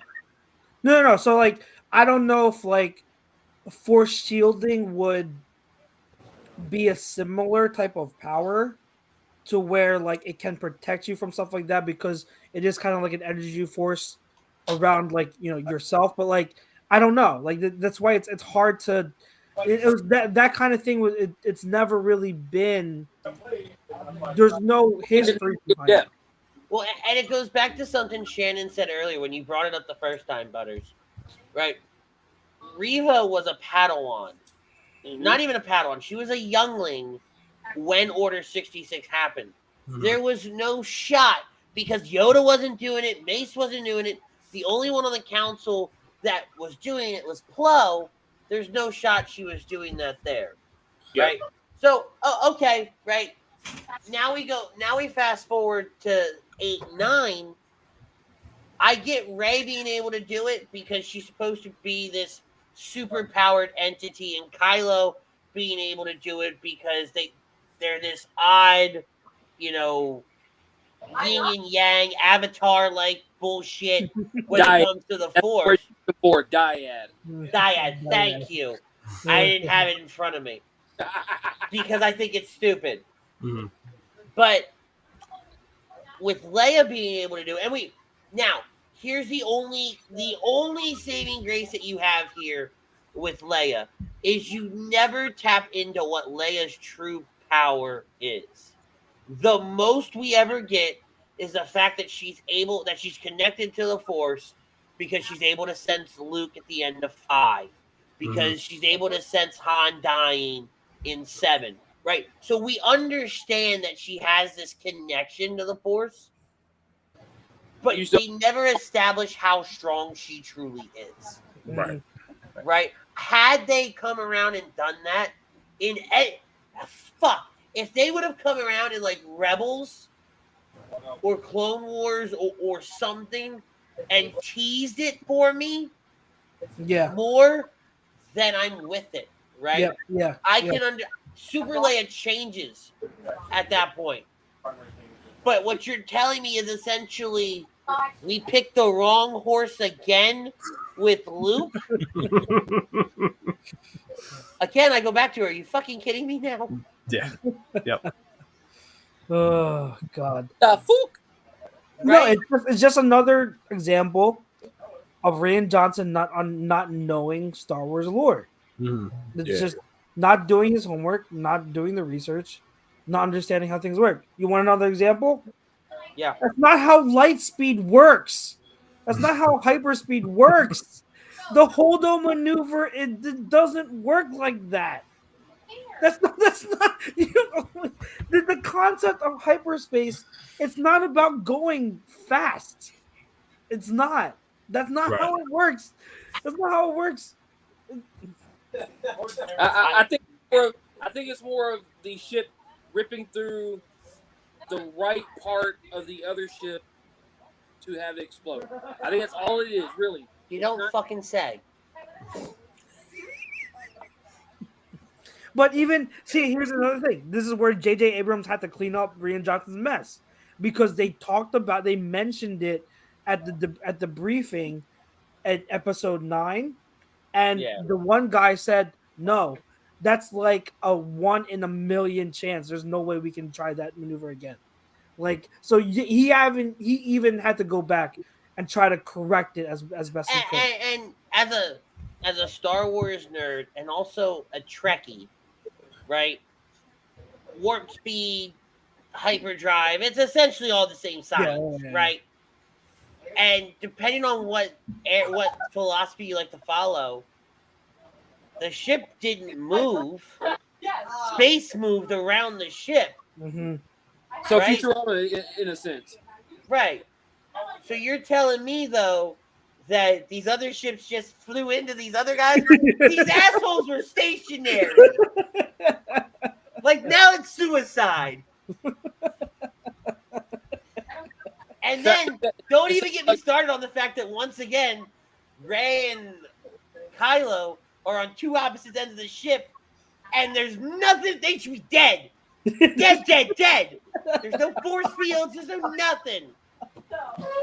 And then you know what? I'm going to go one step further. And then Leia comes flying in, right?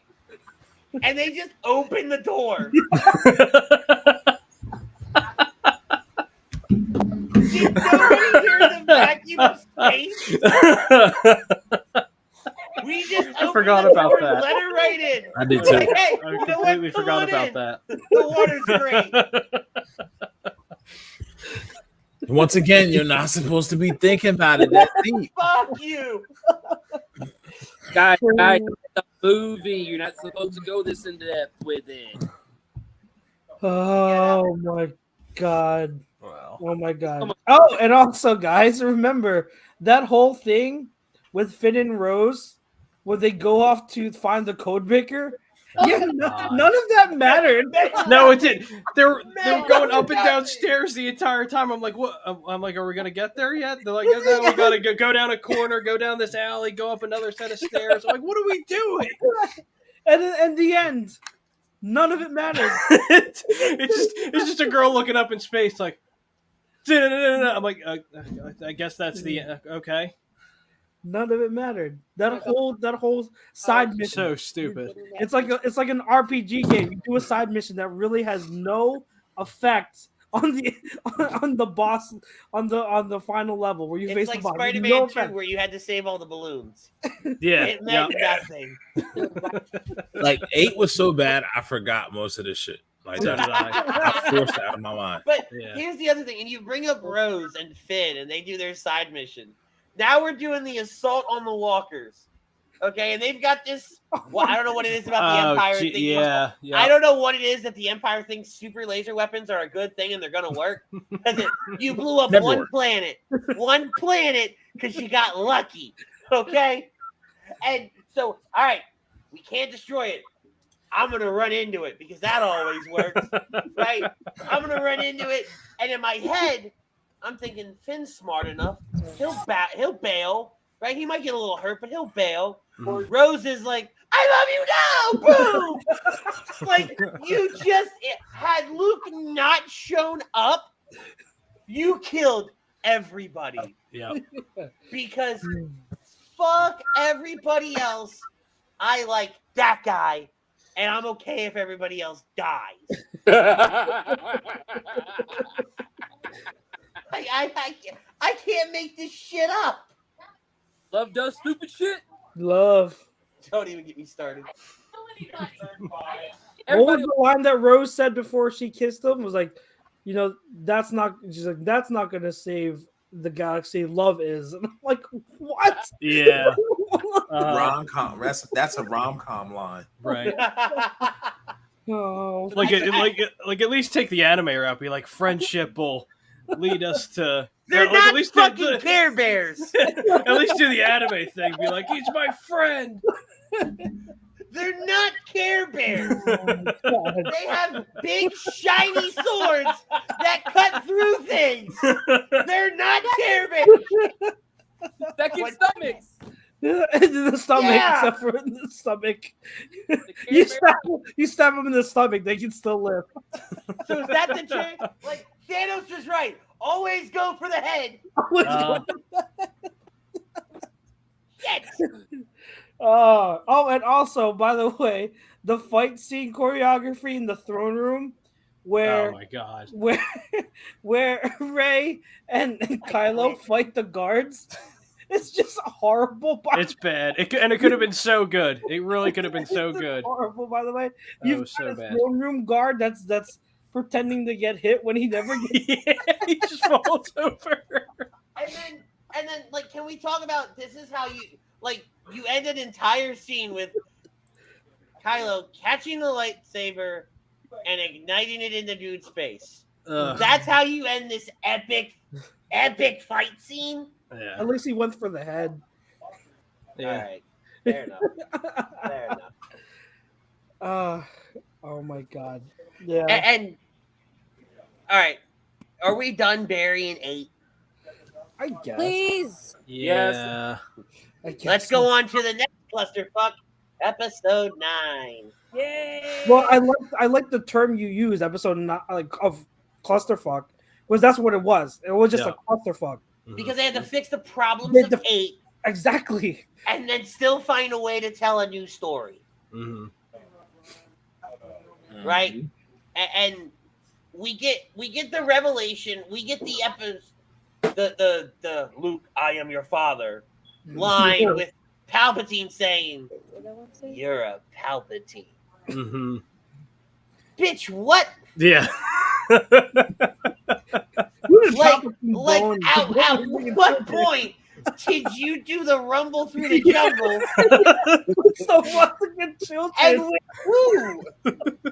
Well, hold on. It actually gets explained in the books, unfortunately. Does it actually? Really? Wait, Yeah. hold on. In the He novel? read a book? Here, hold on, Andy. Hold on, Rich. Hold on. He read a book? Audiobook? So Palpatine had a clone. It couldn't take his essence. It went and lived on his own. Got married, had a wife. They had Rey. So Rey is technically Oh, it was his clone. Okay. from the clone. That's Okay. still so horrible, but okay. Yeah, it's still. The It's clones, still really bad, but okay. yes, it is a bad explanation. But Wait, the clones Palpatine were meant to hold his essence, but his essence is so strong, the Mhm. clones are breaking down faster than he could actually stay alive, which is why he's on that machine. So Yeah. the Okay. father is actually a clone of Palpatine.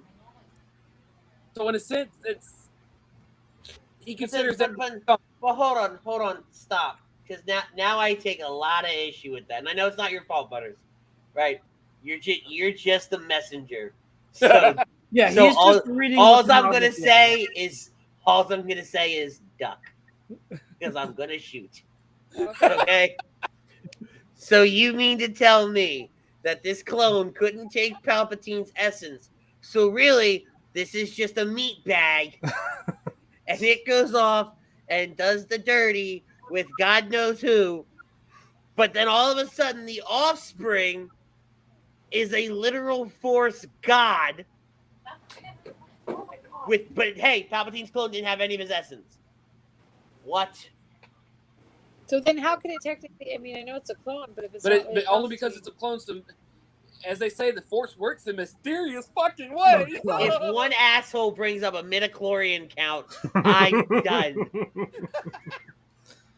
Well, I mean, like, I would have appreciated more if they went the route of how Anakin was born, because you know how Anakin Right. was born through the Force. Like someone manipulated the Force, or something happened with the Force that made Shmi pregnant.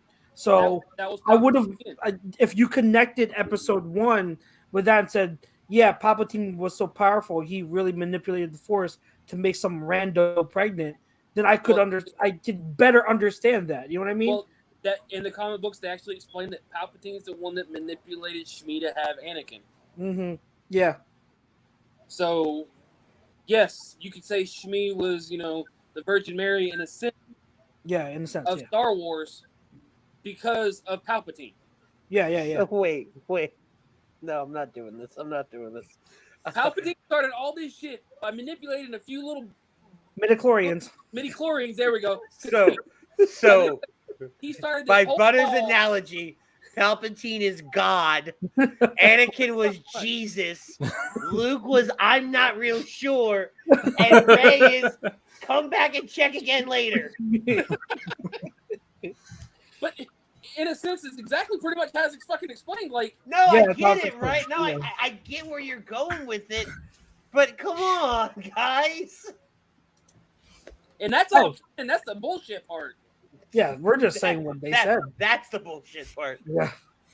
All right. But that would have made more sense than the whole my clone got some lady pregnant and then blah blah blah. And yeah, that's just part of the whole mess. It's called the forced baby mama drama shit. Yeah, baby mama drama. Drama shit. What was happening in those lower levels of Coruscant? A lot. More than we know. But back to 9. Okay. So we find out pretty early on that Palpatine lives. Mm-hmm. And all right, I play Fortnite. That's how you find out Palpatine lives. Is they do one of the very first live events was ahead of Rise of Skywalker, and they do this whole thing, and you hear Palpatine's voice essentially setting up the storyline for 9. So that's why when Poe makes that comment about how Palpatine's alive, that's a transmission they're intercepting. So they took a live event from Fortnite and essentially made it canon. Great. Good job, J.J. Abrams. Thank you. He's such Thank a you. Yeah. J.J. Abrams. Coolest thing about him is his so-called name, JJ. Yeah. That's about it. His so-called name. And you know what I hate too is that like a lot of things in this day and age of movies and blockbusters has to be this grand, epic visual with special effects everywhere. They made Palpatine's like with the whole machine thing and the thunder and lightning. It was this whole spectacle. It's overproduced. I hated that. Like Yeah. I hated it. Like no, like you're in episode 6, you see that Palpatine, like what makes him creepy is that he's this guy, but he's so powerful. Like his aura from being just this Sith Lord is what makes him so intimidating. Not him hooked up to a grand machine with on a system that's keeping one of his clones alive. Infinite thunderstorms. You know what I mean? Like, did anybody watch Beast Wars? Back in like the early 2000s. Yeah. Do you remember when they go back to Cybertron and Megatron essentially fuses with the planet? Yes. Yeah. That was Palpatine. Pretty much. Yeah. Yeah. That was Palpatine, and I hated that because that's not. Again, we talked about in a lesser sense. We talked about like what made Luke great. What made Palpatine a great villain was that he was just one Sith Lord, but he was a Sith, and he was very powerful. And you took that character and you made him into a spectacle, and just because you took this ultimate badass that did what no other Sith could do, and you turned him into this old withered ass piece of junk that couldn't literally, literally piece of junk. Yeah. He couldn't stand on his own. It's like, so take the ultimate badass in the universe and you make him this withered old fart that can barely do anything. And now somebody has to remind me, how does Kylo get his hands on a Sith Wayfinder? Yeah. Like a holocron? Yeah, the holocron. So at the beginning of the movie, he's actually searching for it. He's going through basically almost every planet that would have a Wayfinder on it, killing everybody to get this information. Mm-hmm. Okay, I couldn't remember if they explained it or not. They really didn't. They didn't say anything or explain it. They just Are you talking about how he gets to the system Exegol. after he is converted back? No. Or are you talking about at the beginning? Both. Now both. At the beginning, it's what Butter says. At the end, where he tries to go after Rey, we don't know. They don't give an explanation. I mean, unless because the only thing I can say, as stupid as it sounds, is that since he'd been there before, using the Force to guide him through again. Or he's just tracking Rey through the Force. That too. And by the way, all the stuff they did in 9 where like they could see each other, that was creepy. That's part of being a dyad. No, Butters, I get it. That doesn't change the fact that it was still. Where'd Pete go? That doesn't change the fact that it was still creepy. Yeah, right? It was very creepy. And it made things really weird. It did. Right? And the only thing cool about that whole being a dyad thing was passing over a lightsaber through thin fucking air. That, arguably for me, though, best part of the movie. That was pretty cool. Because Adam Driver's character, like, he pulls it out and he's just like, oh, yeah. Let's go. I didn't plan for this to work, but I'll take it. It did. Yeah. That was pretty cool. I'm not gonna lie. That was cool. And then when Lando shows up with all the ships, that visual. That part right there for me was the highlight of the movie for me, because, and not to mention, even to this day, every time I see that scene, I get goosebumps every fucking time. Mm-hmm. Yep. Yeah, it's like a lesser scale. It's like a poor man's version of the Marvel Avengers Assemble scene. Yeah. In Endgame, But it's also this trilogy's like Where did Genosha. it go? Oh, they're there. Take one, two, No. Here. We're missing one. Yeah, he had to hop off. Yeah, he had to hop off.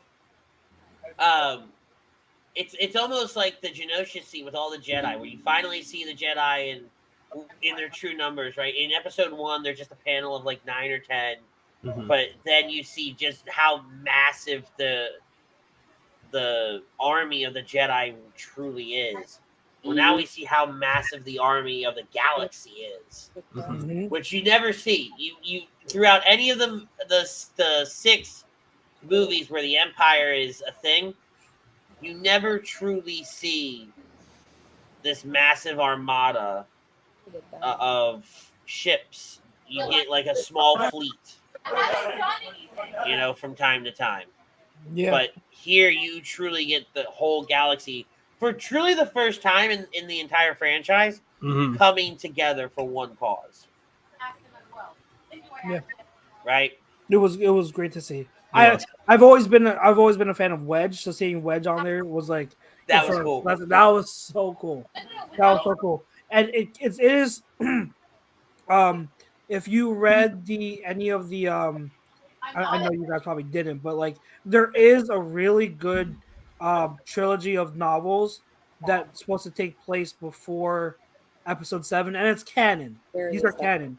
And Wedge actually does marry, and he has like a stepson. I forget his name, but it's crazy because his stepson is actually one of the captain pilots flying an X-wing, but he's the one that gets shot down right before the fleet comes. So it's kind of like his stepson dies right before he's able to get on screen, which is it's kind of sad. It's kind of sad. Look, because there's the shirt I ordered. Let's go straight to the fight at the end between Rey and Palpatine, where Palpatine says, "I am all the Sith," and take it for how you will, right? I really like the visual, and I know we talked about how the thunder and the lightning was a lot. I really like the visual of essentially all the Sith before Palpatine, their essence, their ghosts, lining this Coliseum, right? And then Rey is there, and she says, "I'm all the Jedi," after hearing some of the strongest voices throughout the history. You get Qui-Gon, Alea Secura, Mace Windu, Ahsoka, Obi-Wan, Yoda, Kanan, who else? Hayden Christensen. Right? You get a whole bunch of these people. And that was a really cool scene. That was really cool. She puts the two sabers together, forces it back. Like, awesome. That didn't save it, though. No. No, it didn't. right? Unfortunately. Unfortunately, overall, it was a great scene. Like if you just package that scene, that moment, then yeah, it was awesome. I think Mhm. a lot of that final act and that final battle was really cool. I thought Yeah. it didn't save the movie like you said, but it at least gave us a really satisfying final battle scene. You know, And to end things with. and really, I think if you go back to Rey and Kylo fighting on the downed Death Star, right? Take from the scene from when they're in the throne room all the way through to the end. That's good. Yeah, That's a good watch. yeah, yeah, Right. exactly. Yeah. Well, let's put a bow on the sequels, and then we'll because we're getting close to time. Put a bow on the sequels, and then let's kind of go into some other stuff. Chuck's sequels. Final thoughts. It hurts because I always think about what could have been Mhm. and like the opportunity that was squandered with the sequels, especially after a really good episode 7. And as someone that obviously diehard Star Wars fan, like all of us here on screen, um, it's become kind of just like a joke that I kind of 8 and 9 especially, they're just a joke that I kind of ignore at this point when it comes to Star Wars content. And it's a shame because it should have been so much better, should have been so much bigger, but it wasn't. Mhm. Jake, final thoughts on the sequels. Yeah, just to kind of piggyback off of what Chuck said, how I kind of see it, it's just it's a missed opportunity. Plain simple, it's a missed opportunity. What could have been, like Chuck said, in 8 and 9, again, like Chuck said, you kind of just forget about it, and even that last trilogy altogether, you don't really like. It's I'm not going to go back and I was never like, oh, I have to watch this again. I have to watch that again. It's just I can do without it, honestly, and it's a shame, but that's just how it is. But it's big missed opportunity. Butters. I think if they'd have done 8 a whole, if they'd have just redone 8 and done it a whole lot better, I think the trilogy would have been a whole lot better as a whole. I think what killed that trilogy was 8 altogether. Mm-hmm. And if you'd have gone back, redone that trilogy, you probably had something that would have been a whole lot better. People wouldn't have been as pissed off, as mad, So really and truly for me, it's just 8 killed that whole thing. Yeah, it's a tough watch from start to finish, right? It's not something that I would be like, oh, I'm gonna absolutely have to, show somebody this series. I mean, this trilogy, and all that. Now, you do for certain things, like Shannon's gonna have to show her husband as they get ready for the Galactic Star Cruiser because that's where it takes place. It takes place in that time frame, Yeah. right? That's what I absolutely hate about Galaxy's Edge. Yeah, but in the same sentence, I can only hope, I can only pray, and this ties into our what ifs at the end. Disney says, yeah, you know what? It sucks. We fucked up. We're just gonna redo it. I don't know how you can. How you retcon that? Real simple. None of it fucking existed. Right. Tika is doing a Star Wars movie here soon, so they could start a whole new trilogy in itself. I mean, you can easily turn around and say none of it existed. Yeah. You have that power. You took like 20 years of books and said, no, fuck them. But it's one thing to do it with books. It's another thing to do it with a big budget blockbuster trilogy that had the original cast in it. So that's where, like, trust me, I wish they could. I wish they would. But from a money standpoint and from like Kathleen Kennedy's bitch ass standpoint, I just don't see it happening. I don't see it happening either. But again, I will hope and I will pray all I want. Yeah. Because we didn't even talk about she's Rey Skywalker now. We didn't even touch on that, and I'm not going to, because all it does is piss me off. Okay. Are you a Skywalker, Ritz? We start calling you Rich. I know where you are right now. Oh, you don't. Yes, I do. I'm gonna hide behind my pop. Yeah, shut up. But all right, so let's kind of go into the future of Star Wars. All right, we know Ahsoka's coming out. We know that the next Mandalorian season's coming out. We've got Andor coming out soon. Right? What is there something that you're overly excited for, or following the way that the sequels were done and how Book of Boba Fett was done and how Obi-Wan was done? Are you a little hesitant for some of these other The only aspects? thing I would say I'd be hesitant is for any of the live action version of the Rebels. Because, Okay. they're saying they're teasing that for Ahsoka that we're getting some Rebels because we're getting Chopper, potentially Ezra.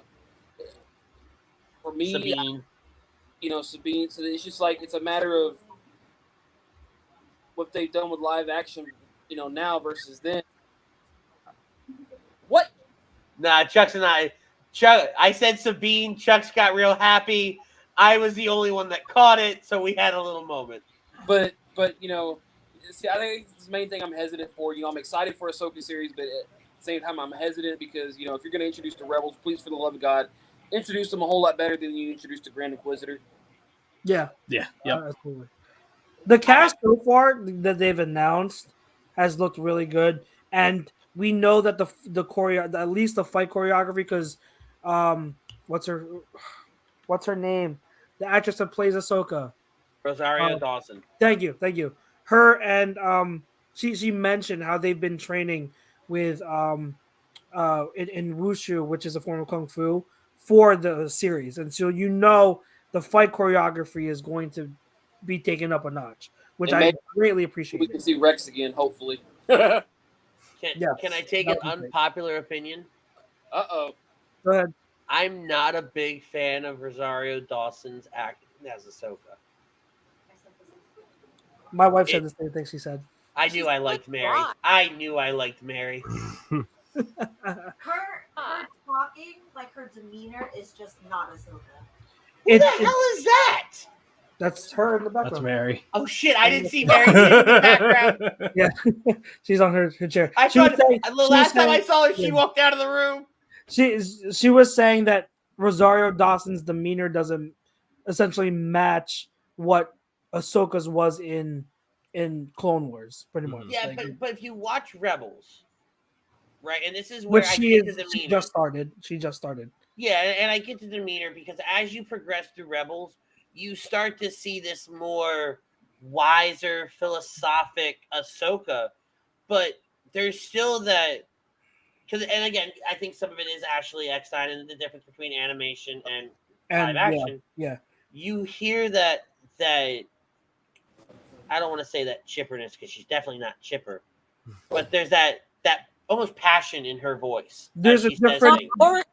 There's a difference in their voice that makes it hard to connect. Mm-hmm. So what I mean, like it's not that here it is for me. It's not that Rosario Dawson's portrayal of Ahsoka is a bad portrayal. It just isn't the same as Ashley's. So it's hard to say that, hey, like, like it's supposed to be the same character, where it's hard for you to really see the transition or feel that transition between the two because it just doesn't. They don't sound alike and they don't look alike, and that's what makes it. At least for me, that's what makes it difficult. But I try my best to just look at her separately as much as possible and just say, like, okay, this is supposed to be a much, much older Ahsoka. So maybe that's what it is. You know what I mean? But even when you go look at Mandalorian and when Ahsoka makes her appearance and she's asking, where's Grand Admiral Thrawn? Like, and that's supposed to be such a pivotal moment and such a powerful moment, and it just comes off dry. Yeah. That's what, to Shannon's point, like Shannon said, she's dry, she's bland, she doesn't have that emotion. No, I agree. Actually, it's almost like kind of wish they would have brought Ashley Eckstein back into it. And I was thinking the same thing. Now, granted, I just looked up Ahsoka and Rosario and Ashley. I kind of put a side-by-side picture of all three of them. Rosario does fit Ahsoka better For live right? action. Yeah. For live action, right? It's the perfect casting. The girl's a little petite, white, blonde-headed chick. Exactly. Right. But Ashley, if they could literally, and this would be happy for me. Voiceover. Yes. Put Rosario out there, have Yeah. Ashley voice it, and nobody's the wiser. I'm happy with it. Andy, it's a similar thing as when people talk about Batman and they talk about what's his face as Kevin Conroy as the voice of Batman in the animated series. A lot of people, they're like, he's Batman. But what have I always said? That like it's tough to have a voice actor and say they're the perfect Batman when they only have to do half the job. They only have to do the voice part. There's no physical presence they have to provide. So it's not fully fair to downgrade. And then I referenced the CW's crossover where he does play Bruce and Yes, does I a know better you job than have most reference. people. You have I'm just saying. But that's also CW, which I don't acknowledge. So, But I do because it makes my point. So fuck off. Well, it doesn't matter.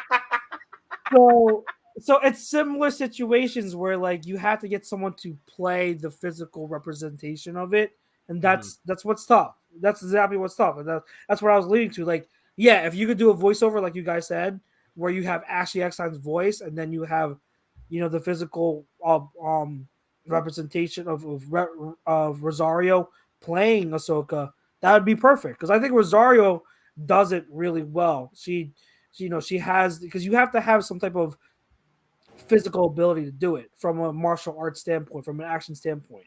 There is, as a martial artist, you have to be able to really have the training and capability to do a lot of these things, because it's not a tangent example, but when you had that guy who played Iron Fist, it was Iron Fist in the Netflix MCU. Yeah. When you had that guy playing Iron Fist, horrible casting, because you could tell he wasn't a martial artist. He wasn't a seasoned martial artist. Iron Fist is supposed to be a seasoned martial artist. So that's the trouble you get into when you don't have an actor who has had the training play a part that has to know how to do martial arts. Rosario does. So that's like, I'm not saying it's bad casting, right? And maybe I'm not even saying it's bad acting. It's just bad delivery. Yeah. No, I totally get that. I get that. Yeah. Right. So the Ahsoka series, I'm not super excited for. Yeah. After what I've seen in Mando and Boba Fett, which there's another pain in my ass. They know this, so they may change her. They may make it work. I mean, right. I'm acting. She just needs to act it. I'm hopeful, but I'm not excited. I get it. Because because of what Shannon's point, maybe with her now being the lead and her getting more than just an episode where she's in and barely doing anything. Like maybe now that she's the focal point of the series and has to act, they're actually diving into her actual character. Now maybe she has more leeway. Now maybe she can actually she can actually do more.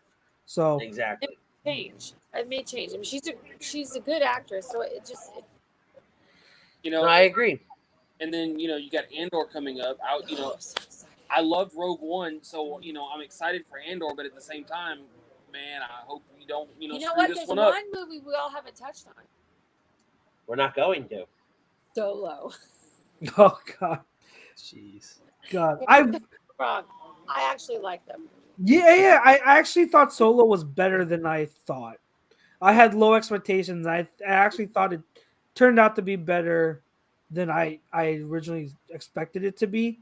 It still wasn't a great movie, but like it wasn't bad. It's a hard watch. It's a hard watch. So good. Okay, so Han Solo is my favorite Star Wars character. I'm not surprised there. Yeah. I caught back. But it for me, it's a hard watch from start to finish. I do love and wish they would have expanded further on this, you get Darth Maul at the end, Yeah. Here, and you did well, fuck all with him. wait, so my whole point is the comic books come out. They tie it into the. Eventually, it comes and gets tied into the shows. She just got her first cover in Crimson Dawn. Oh, okay. So we make it an expansion. So they may tie in Solo with Andor. Solo with that, yeah. Okay. So, and here's the thing about the future of Star Wars, and you can not only just say the future, you can say like the present and what's been going on.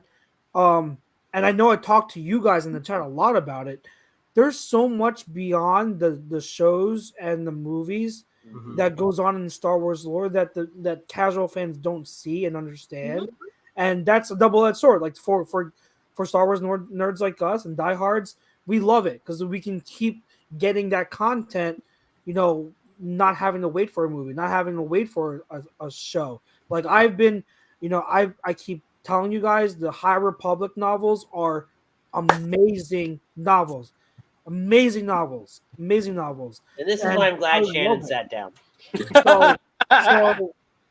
So I love them, and even with the comics, I got to get more into comics because I hear the comics are amazing as well. So like there's a lot to it, and to the casual fans, they're not going to dive into that stuff, so they don't know a lot of the stuff that's going on with Star Wars lore behind the scenes that give more depth to what is at the forefront with the movies. But we do, and so it's tough because Disney is putting so much into every single medium, and I guess a good thing. But like I said, to a casual fan, they're not going to get the full scope of it. No. All right, let's have some fun. What are your what ifs?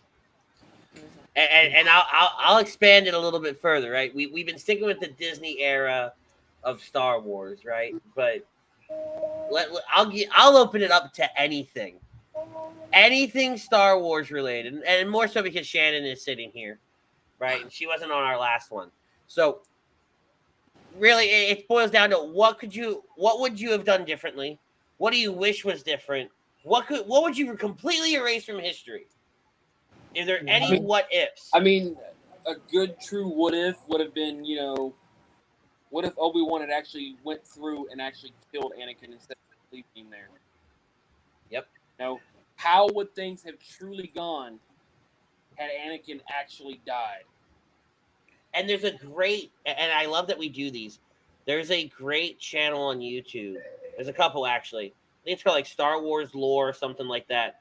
And this guy actually does like 20-25 minute videos on these what ifs from the prequel trilogies and the original trilogy of what if, Mace taught Anakin? What if Qui-Gon never died? What if Obi-Wan killed Anakin? Right? And they're actually like, you sit there and you're like, oh, all right. Let me go run with this for a little bit.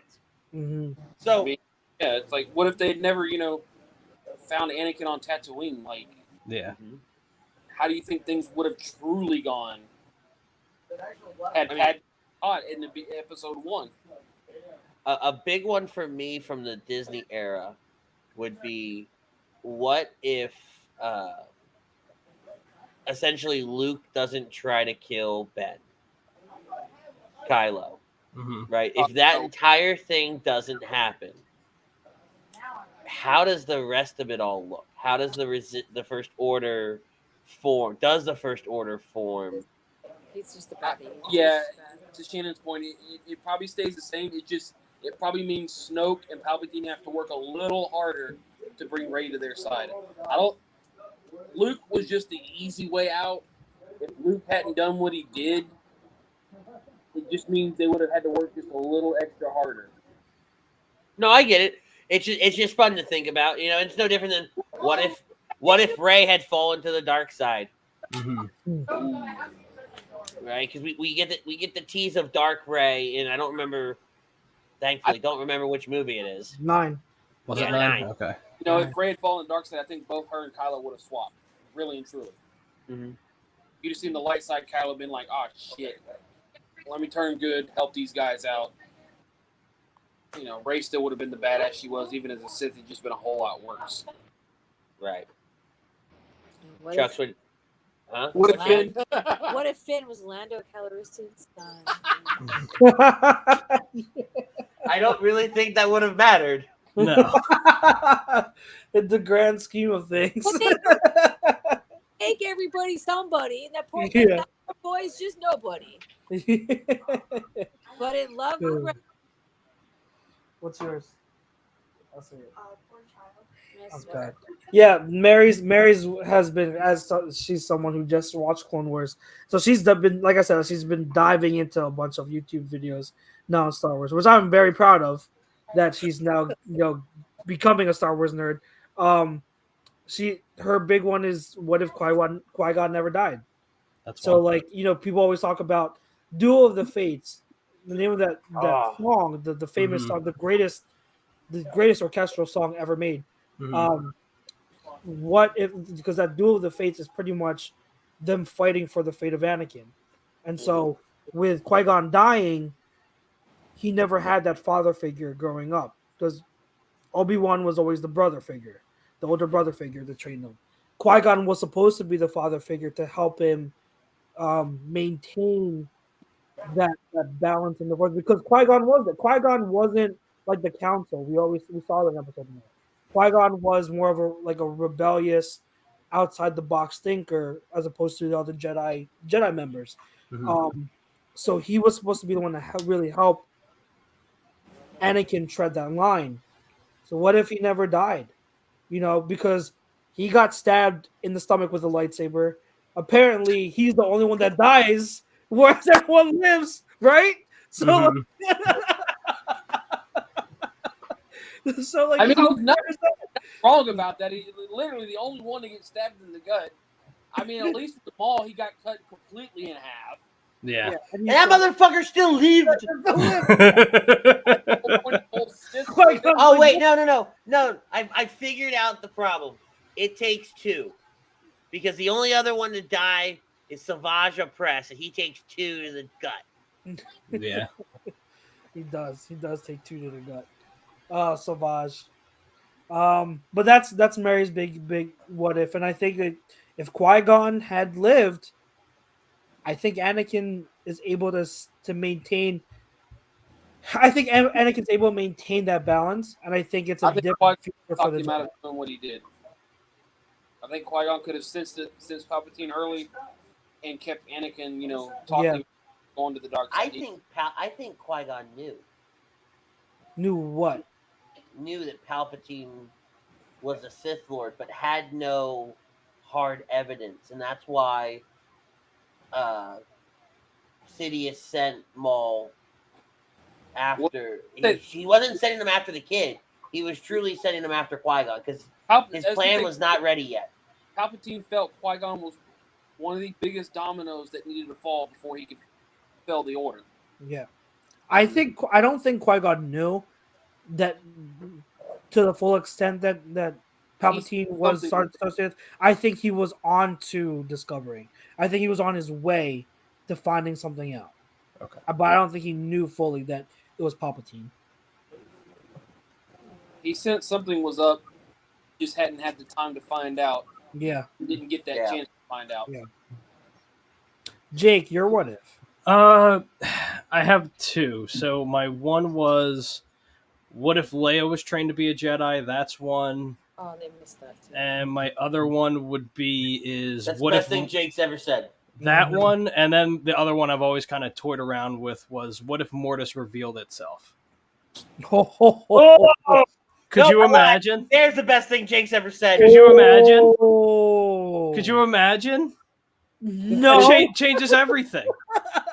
It changes everything.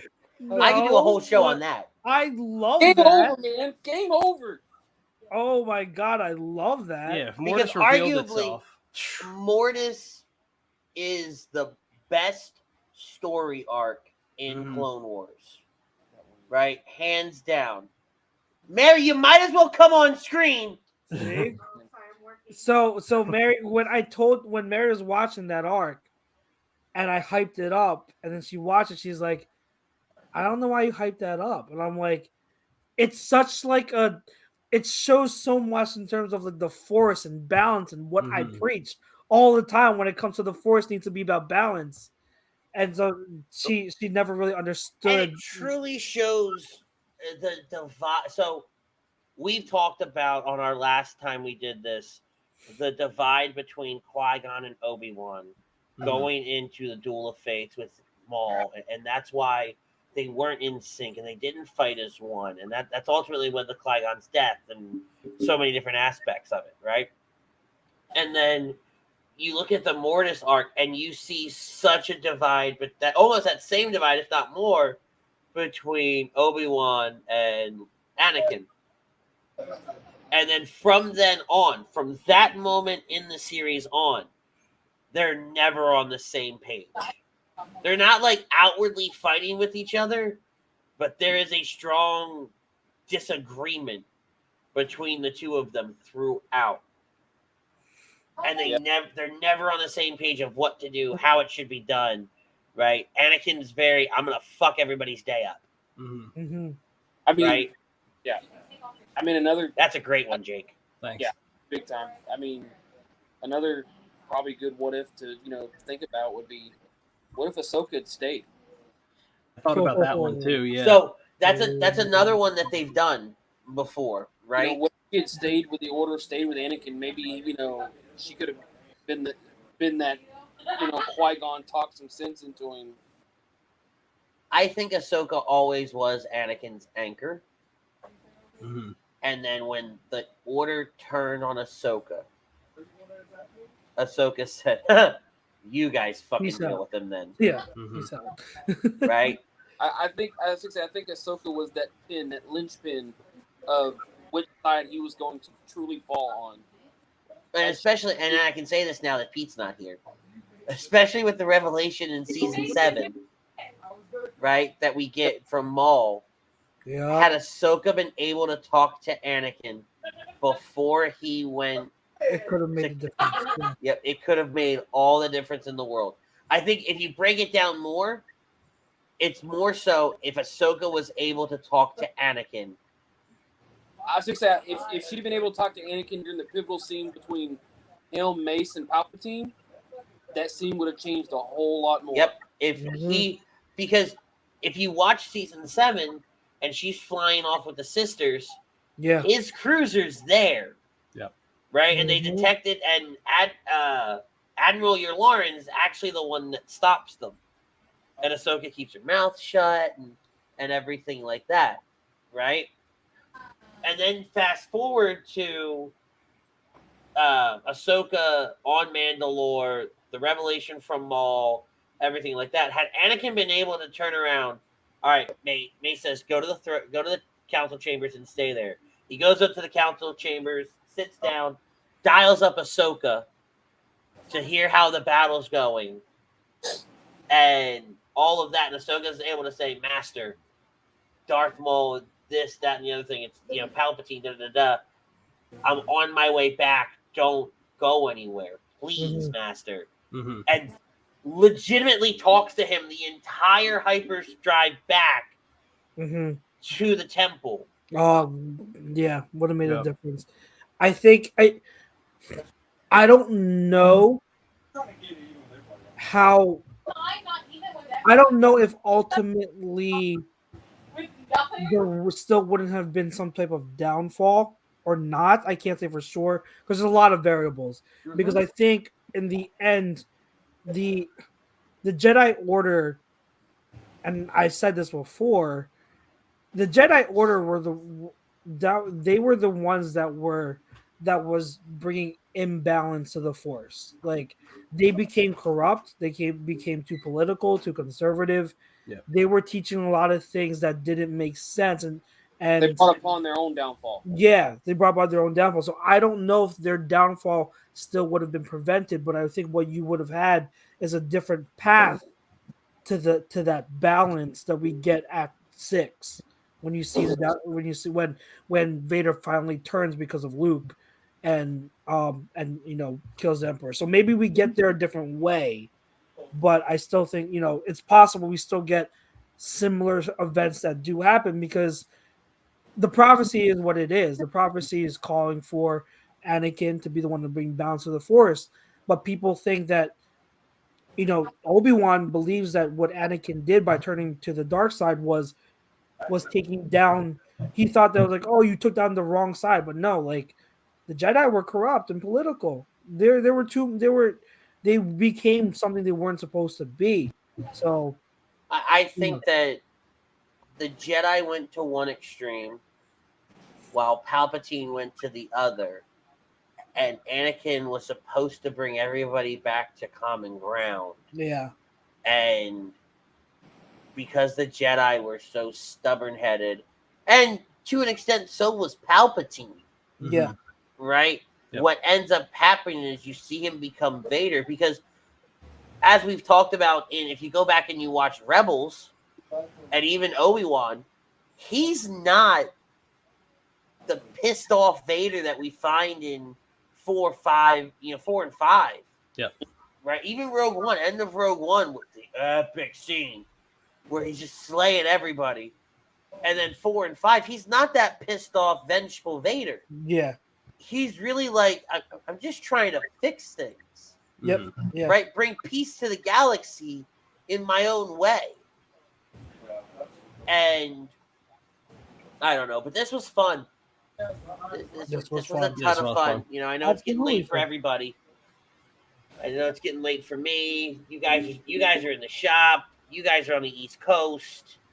So it's getting super late. Let's wrap this up. Let's put a big bow on it and say, until we meet again, my friends. You like this idiot.